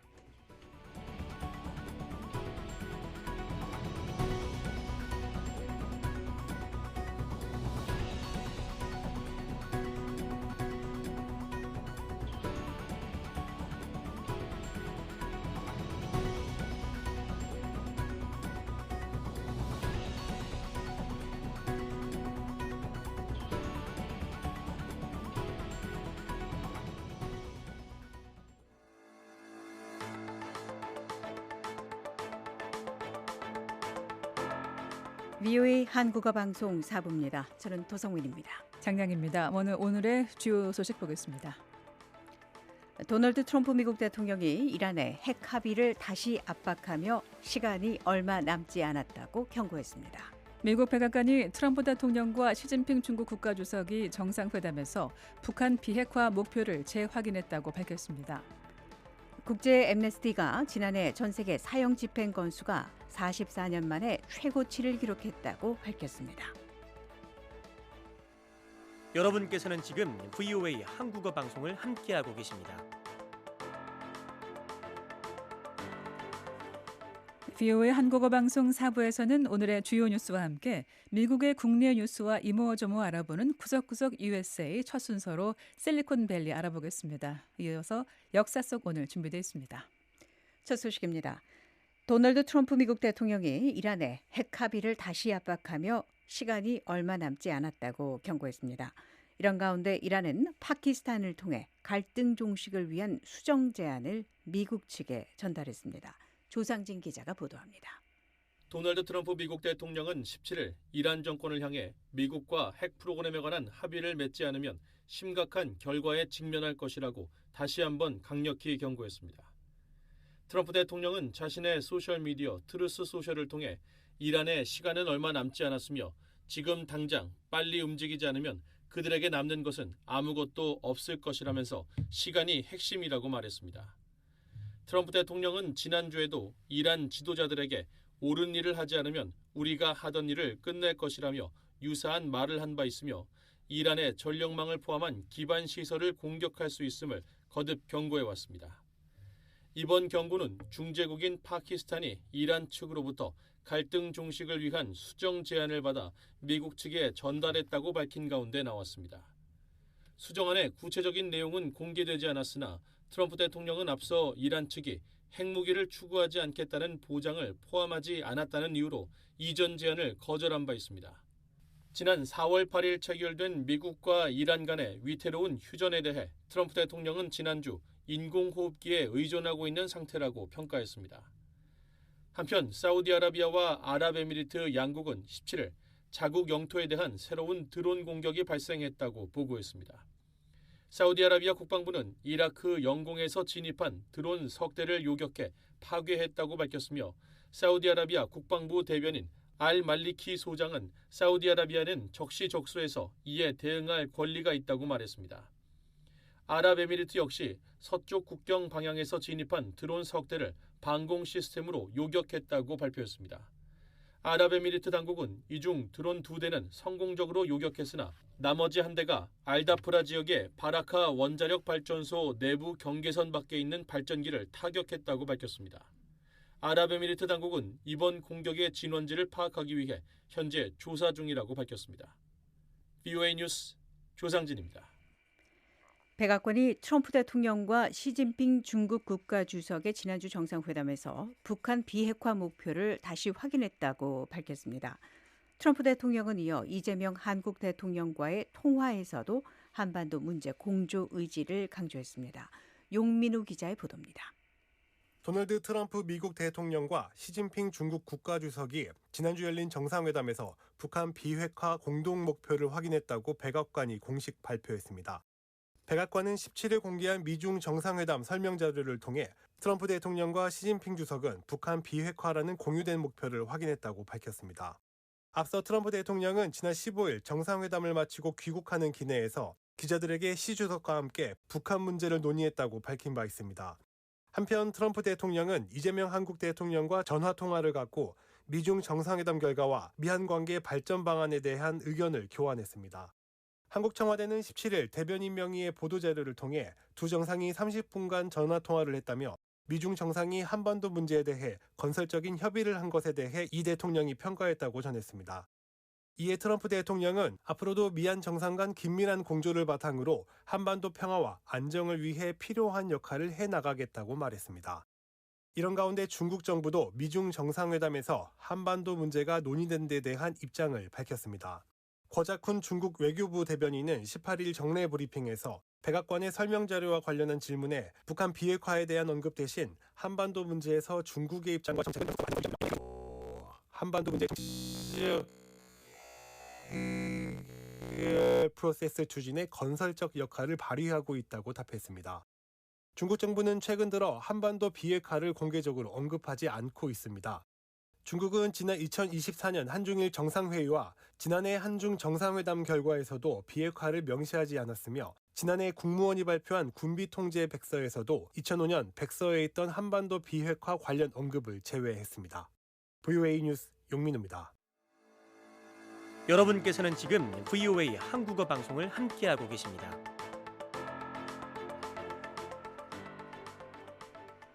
다음 소식입니다. 미국 백악관은 도널드 트럼프 미국 대통령의 지난주 중국 방문 기간에 역사적 합의가 체결됐다며 그 내용에 관한 설명 자료를 공개했습니다. 이번 방문은 현직 미국 대통령의 중국 방문으로는 2017년 이후 처음이었습니다. 백악관이 17일 공개한 자료에 따르면 양국은 양자 경계 관계를 관리하기 위한 새로운 미중 무역위원회와 투자위원회를 설립하기로 합의했으며 백악관은 이들 기구를 이번 합의의 초석이라고 설명했습니다. 또 양국 정상은 공정성과 상호주의에 기반한 전략적 안정의 건설적 관계를 구축하기로 합의했다고 밝혔습니다. 상업 분야와 관련해 설명 자료는 중국이 자국 항공사를 위해 미국산 보잉 항공기 200대를 우선 구매하기로 승인했다고 밝혔습니다. 이는 2017년 이후 처음 나온 대규모 구매 약속입니다. 중국은 또 기존 대두 구매 약속에 더해 2028년까지 매년 최소 170억 달러 규모의 미국산 농산물을 구매하기로 약속했다고 백악관은 밝혔습니다. 아울러 미국산 쇠고기와 가금류에 대한 시장 접근도 복원되거나 확대됐다고 설명했습니다. 또 중국이 미국의 히토류 공급망 부족 우려를 해소하기로 합의했다고 밝혔으며 여기에는 방위 산업과 첨단 기술 산업의 필수적인 핵심 광물도 포함된다고 설명했습니다. 안보 분야 관련해 양국 정상은 이란이 핵무기를 보유해서는 안 된다는 데 의견을 같이 했으며 호르무즈 해협의 선박 통행을 통행료 없이 재개해야 한다고 촉구하고 북한 비핵화 목표도 재확인했다고 백악관은 밝혔습니다. 또 트럼프 대통령이 시진핑 주석을 오는 9월 워싱턴 국빈 방문에 초청했다고 밝혔습니다. 한편 중국 상무부는 17일 성명을 통해 이번 정상회담 결과를 긍정적이라고 평가하면서도 세부 후속 협의가 계속 진행 중이며 양측이 가능한 한 조속히 결과를 최종 확정할 것이라고 밝혔습니다. 지난해 전 세계 사형 집행 건수가 44년 만에 최고치를 기록했으며 북한, 중국 등 일부 국가들이 공포를 조장하고 반대 의견을 억압하기 위해 사형 제도를 무기화하고 있다고 국제인권단체 국제 앰네스티가 비판했습니다. 국제 앰네스티는 18일 발표한 2025년 사형 선고 및 집행 보고서에서 지난해 17개국에서 2,707명에 대한 사형이 집행됐다고 밝혔습니다. 이는 앰네스티가 집계를 시작한 1981년 이래 가장 높은 수치로 2024년에 1,518건에 비해 78% 증가한 것입니다. 보고서는 특히 북한을 지난 5년간 매년 사형을 집행한 것으로 확인된 10개 나라 가운데 하나로 분류하면서 국가의 극심한 정보 통제와 독립적인 언론 매체의 부재로 인해 신뢰할 수 있는 최소 수치조차 산정하기 어려운 국가라고 지적했습니다. 이어 북한의 이러한 불투명성이 아시아 태평양 지역 및 전 세계 사형 집행 수치가 실제보다 크게 과소평가되는 주요 원인이라고 지적했습니다. 또 외신 보도를 인용해 북한이 국제법상 사형 적용이 허용되는 가장 중대한 범죄 기준에 미달하거나 국제인권법상 범죄로 인정하지 않는 행위에 대해서도 사형을 집행하고 있다고 기술했습니다. 구체적으로 이른바 반사회주의 문화 단속과 관련해 특정 표현을 사용한 것만으로도 사형에 처할 수 있다는 보도와 군함 진수 실패에 연루된 관리들이 처형 위기에 처했다는 보도를 인용했으며 북한의 주된 사형 집행 방식은 총살이라고 지적했습니다.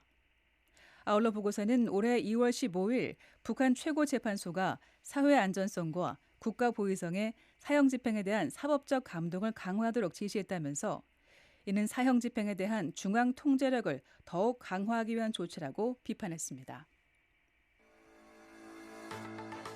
VOA 한국어 방송과 뉴스 기사는 언제든지 인터넷 웹사이트 www.voakorea.com과 유튜브, 소셜미디어 X와 페이스북으로도 함께하실 수 있습니다.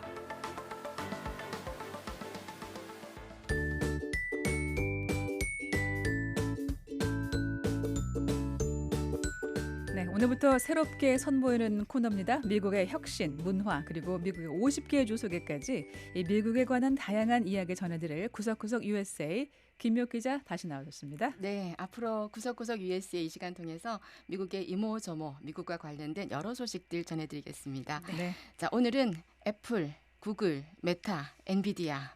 요즘 취업을 앞둔 졸업생들이 듣기만 해도 가슴이 두근거리는 이름이죠. 꿈의 직장인가요? 예, 세계 최고의 IT 기업들이 모여 있는 곳 실리콘밸리에 관해 소개하겠습니다.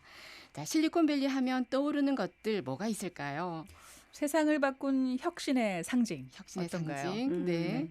똑똑하면서도 젊은 뭔가 좀 괴짜들이 살 것 같은 그런 지역이요? 네, 어쨌든 최첨단이 많을 것 같다 이런 이미지들이죠. 네, 그렇죠. 뭐 우스갯소리 같지만 발음이 비슷해서 어르신들은 또 접착제로 쓰는 말랑한 고무 같은 실리콘을 생각할 수 있을 것 같아요. 네, 그 실리콘은 아니고요. 실리콘은 컴퓨터나 스마트폰 안에서 이 생각하는 역할을 하는 특별한 재료라고 생각하시면 됩니다. 사람의 뇌처럼 계산하고 작동하도록 도와주는 이 핵심 재료인데요. 우리가 매일 쓰는 스마트폰이나 컴퓨터, AI 반도체 안에 거의 다 이 실리콘 칩이 들어 있습니다. 네, 이 실리콘 칩을 기반으로 한 기업들이 모여서 실리콘밸리 이렇게 부르는 거죠. 네, 그렇습니다. 미국 서부 캘리포니아주 북부 쪽입니다. 마운틴뷰나 산호세 같은 지역에 이 반도체 소재인 실리콘을 쓰는 회사들이 아주 촘촘하게 밀집해 있습니다. 네. 실리콘밸리라는 이 이름은요, 1971년 1월 돈 호플러 기자가 주간지에 처음으로 이 표현을 썼습니다. 원래 이 지역은 1950년대까지만 해도 살구, 자두, 체리 농장 뭐 이런 과일들로 유명해서 실리콘밸리가 아니라 맛있는 과일이 있는 기쁨의 계곡 이렇게 불렸습니다. 아니 도대체 어떤 일이 있었길래 이 캘리포니아 과일 생산지가 이 최첨단 IT 산업의 중심지가 된 겁니까? 네, 이 지역에 미국 서부 명문 스탠퍼드 대학이 있는데요. 그렇죠. 예, 당시 이 학교 공대 학장이었던 프레드릭 터먼 교수가 졸업생들에게 보스턴이나 뉴욕으로 가지 말고 학교 부근에 남아서 창업해라 이러면서 땅을 빌려주고 또 학생 창업을 적극 지원했습니다. 그 첫 성과가 HP 컴퓨터 휴렛 패커드입니다. 네, 1939년 빌 휴렛과 데이비드 패커드가 이 작은 자동차 차고에서 자본금 $538로 회사를 시작했는데요.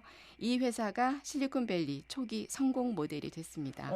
애플하고 구글도 이 차고에서 처음 시작한 그런 창업 히스토리가 있는데 이때부터 차고 창업이 혁신의 상징처럼 차고가 있어야 할 것 같은.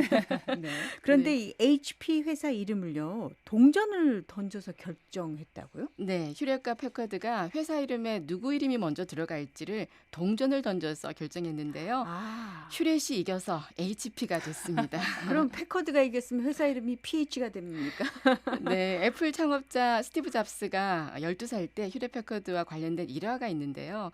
학교 프로젝트에 필요한 부품을 구하지 못해서 전화번호부에서 CEO인 빌 휴렛의 전화번호를 찾아서 직접 전화를 했고 또 놀랍게도 휴렛이 어린 스티브 잡스에게 부품도 보내주고 여름 인턴 자리까지 줬습니다. 자, 이렇게 시작했지만 과일 농장을 지금의 실리콘밸리로 바꾼 게 바로 반도체였잖아요. 네, 그렇습니다. 1957년 노벨 과학상을 받은 이 윌리엄 쇼클리가 이 지역에 반도체 연구소를 열었습니다. 그런데 워낙 까다로운 상사였나 봅니다. 핵심 엔지니어 8명이 집단 사표를 내고 나와서 이 페어차일드라는 이 반도체 회사를 창업했습니다. 네. 미국에서는 이 8명을 배신자 8인이라고 부르는데요. 네, 여기에서 또 많은 회사들이 갈라져 나와서 인텔이나 AMD, 내셔널 반도체 같은 회사 수십 개가 추가로 창업했습니다. 실리콘밸리는 실패가 오히려 경험이 되고요. 또 새로운 투자를 받는 그런 문화가 있는데 이런 문화가 실리콘밸리 성장의 힘이라고 할 수 있고요. 네. 또 실리콘밸리는 연봉도 국내 최고 수준입니다. 물가도 비싸고 무엇보다 주택 가격이 높아서 젊은 개발자들은 회사에서 제공하는 복지 혜택을 최대한 활용합니다. 네. 특히 그 구글 복지 아주 유명하죠. 네. 아침부터 저녁까지 요리사가 만든 음식이 나오고요. 구글 건물이 60개가 넘어서 건물 사이에 알록달록한 자전거가 수백 대가 있습니다. 또 회사 셔틀버스로 이 와이파이로 버스를 타는 순간부터 업무를 시작하기도 합니다. 네, 실리콘밸리에 직접 가게 되면 구글에서 자전거 꼭 한번 타고 싶어요. 네, 김명 기자 잘 들었습니다. 잘 들었습니다. 여러분께서는 지금 VOA 한국어 방송을 함께하고 계십니다.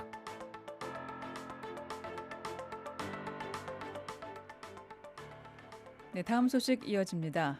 도널드 트럼프 미국 대통령과 시진핑 중국 국가주석이 베이징에서 이틀 동안 정상회담을 가졌습니다. 이번 미중 회담이 북한의 셈법에 어떤 의미를 갖는지 전문가 의견 들어봅니다. 이조은 기자가 보도합니다. 트럼프 대통령은 15일 베이징을 떠나 귀국하는 길에 기자로부터 시진핑 주석과 북한에 관해 논의했느냐는 질문을 받고 그렇다고 답했습니다. 아시다시피 나는 김정은과 매우 좋은 관계를 맺고 있습니다. 그동안은 꽤 조용했습니다. 나는 그와 좋은 관계를 맺고 있습니다. 그는 미국을 존중해 왔습니다. 이번 회담에서 미중 양국은 이란 핵무기 불용, 호르무즈 해협 개방 유지, 경제 협력 확대 등에 합의했습니다. 전문가들은 북한 문제가 이번 회담의 주요 의제는 아니었다고 봅니다. 하지만 김정은 북한 국무위원장은 이 모든 상황을 면밀히 지켜보고 있을 것이라고 말합니다. 김정은은 아마 이 상황을 지켜보며 어떻게 전개되는지 살필 겁니다. 김정은은 자신이 여전히 중국과 러시아 팀에 있다고 생각할 겁니다.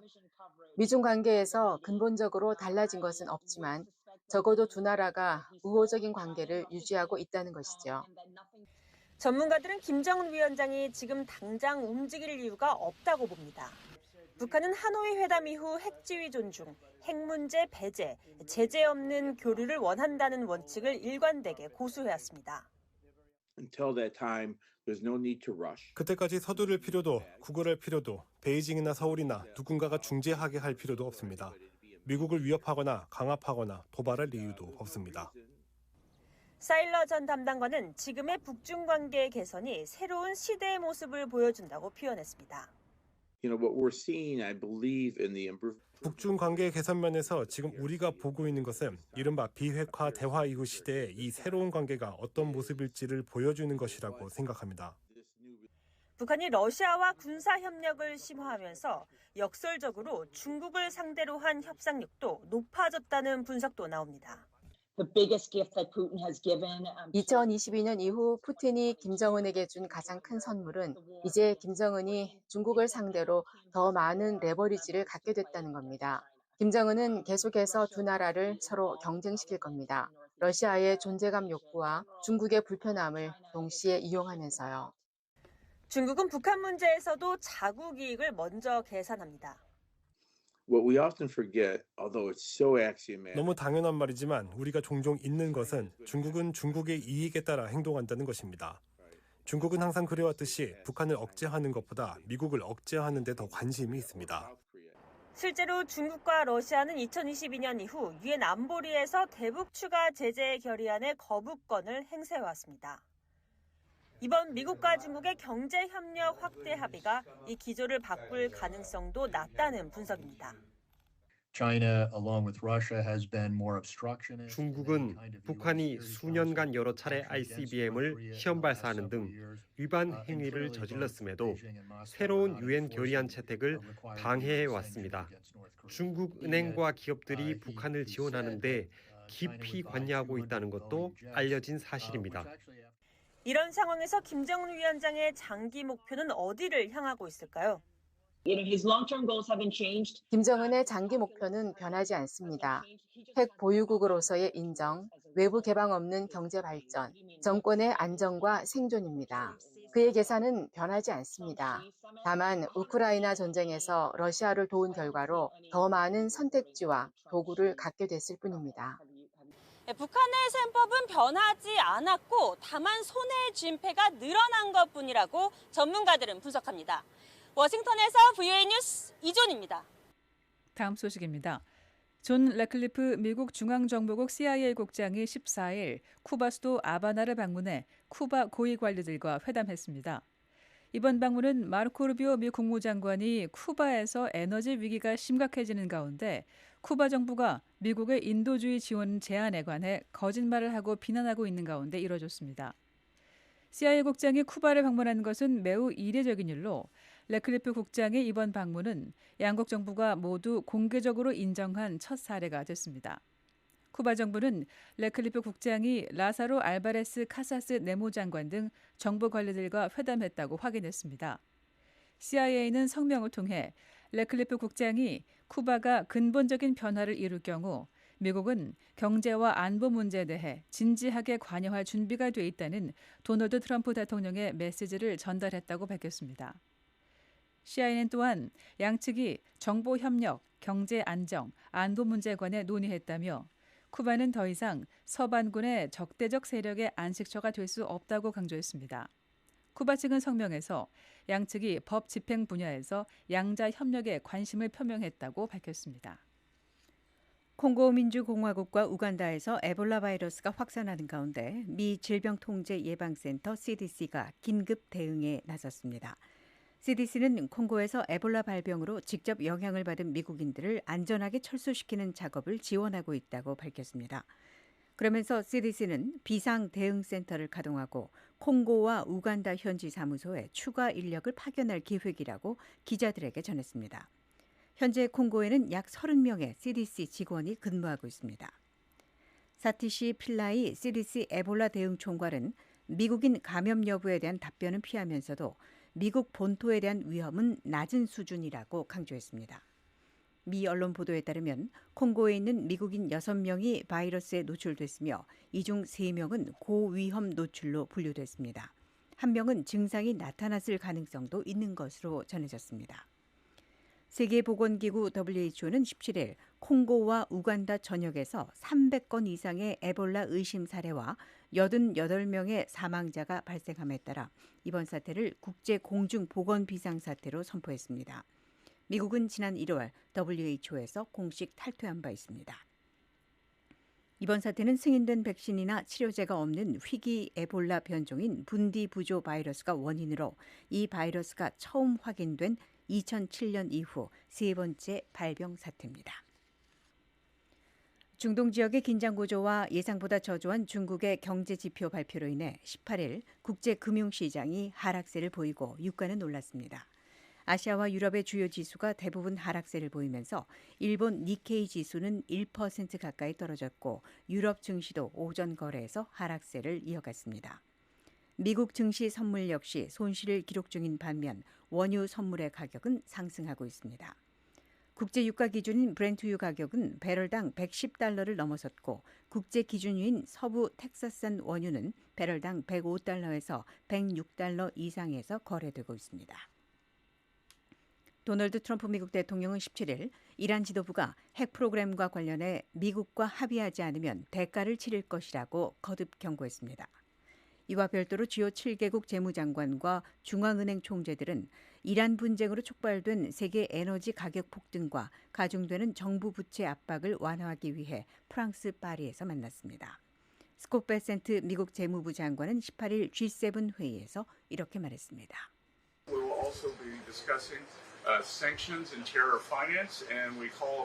미국은 이란의 전쟁 기계로 자금이 흘러들어가는 것을 차단하기 위해 다른 회원국들이 대이란 제재를 철저히 이행해 줄 것을 촉구하고 있습니다. 베센트 재무장관은 또 지난주 도널드 트럼프 대통령이 이끈 미국 대표단의 중국 방문이 매우 성공적이었다고 덧붙였습니다. VOA 한국어 방송과 뉴스 기사는 언제든지 인터넷 웹사이트 www.voakorea.com과 유튜브, 소셜미디어 X와 페이스북으로도 함께하실 수 있습니다.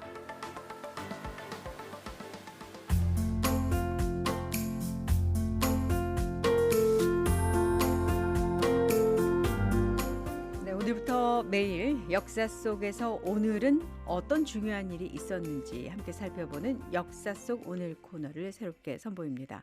이 거대한 역사적 사건에서부터 그 뒤에 숨겨진 흥미로운 이야기까지 다양하게 전해드릴 텐데요. 자, 오늘은 5월 19일입니다. 전혀 다른 시대, 전혀 다른 나라에 살았던 두 사람의 이야기를 준비했습니다. 한 사람은 시작은 평범했지만 미국 사회에 큰 발자취를 남겼고 또 한 사람은 권력의 정점에서 비극적인 최후를 맞이했습니다. 하나씩 살펴보겠습니다. 먼저 첫 번째부터 볼까요? 네, 자, 먼저 퀴즈로 시작해 볼까요? 미국에서 유명한 의과대학 하면은 어디가 떠오르십니까?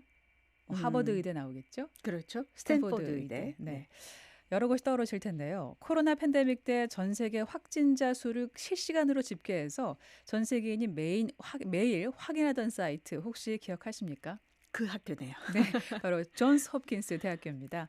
오늘 그 5월 19일은 그 이름의 주인공이 태어난 날인데요. 1795년 오늘 미국 메릴랜드주에서 존스 홉킨스가 태어났습니다. 네, 어떤 집안에서 태어났는지부터 살펴보겠습니다. 네, 퀘이커 교도 가정에서 태어났는데요. 이 퀘이커는 평등과 양심을 중시하는 기독교 계열 종파입니다.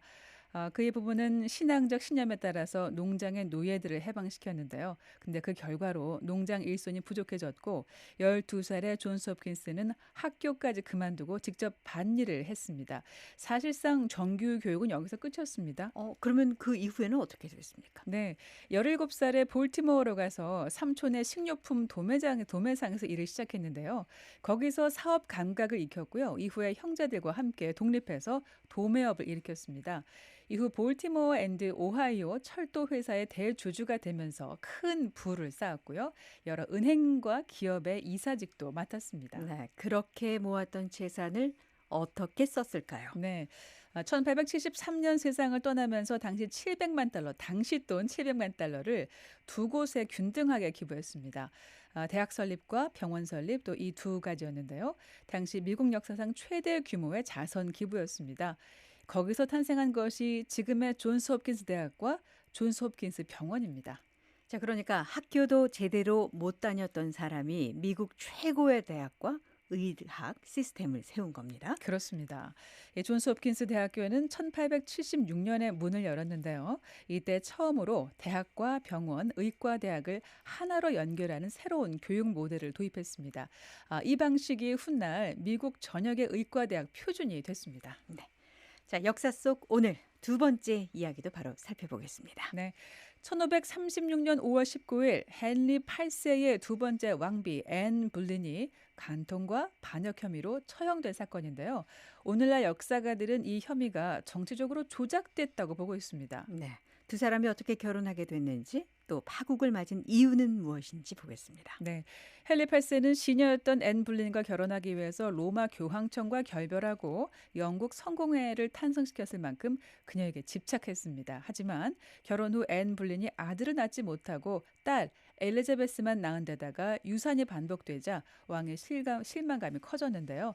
결국 왕은 새 시녀제인 시모어와 결혼하기 위해서 앤 불린에게 누명을 씌워서 제거했다고 합니다. 네, 어머니의 비극적인 죽음 이후 홈로 남겨진 딸의 운명 어떻게 됐을까요? 네, 겨우 2살 반의 어머니를 잃은 엘리자베스는 서출로 강등되면서 목숨의 위협까지 받기도 했는데요. 하지만 철저한 교육을 받으면서 버텨낸 끝에 1558년 왕위에 올랐습니다. 그녀가 바로 영국을 유럽 최강국으로 이끈 엘리자베스 1세입니다. 한 왕비의 죽음이 영국의 종교개혁과 대영제국의 서막을 연 역사의 분기점이 된 셈입니다. 네.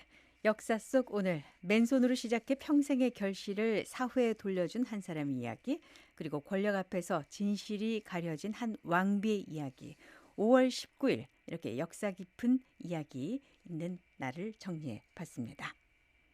네, VOA 한국어 방송은 5월 19일 화요일부터 매일 새벽 0시 30분에서 아침 6시 반까지 하루 6시간 확대 편성했습니다. 라디오는 6시간 내내 단파 9,310kHz로 들으실 수 있고 저희 웹사이트 www.voakorea.com, 유튜브와 X, 페이스북 등 소셜미디어를 통해 라디오 방송과 자세한 뉴스 기사 언제든지 확인하실 수 있습니다. 지금까지 VOA 한국어 방송의 방송 들으셨습니다. 이 방송은 6시 반까지 이어집니다. 지금까지 진행의 장량희, 도성민이었습니다. 함께해 주신 여러분 고맙습니다.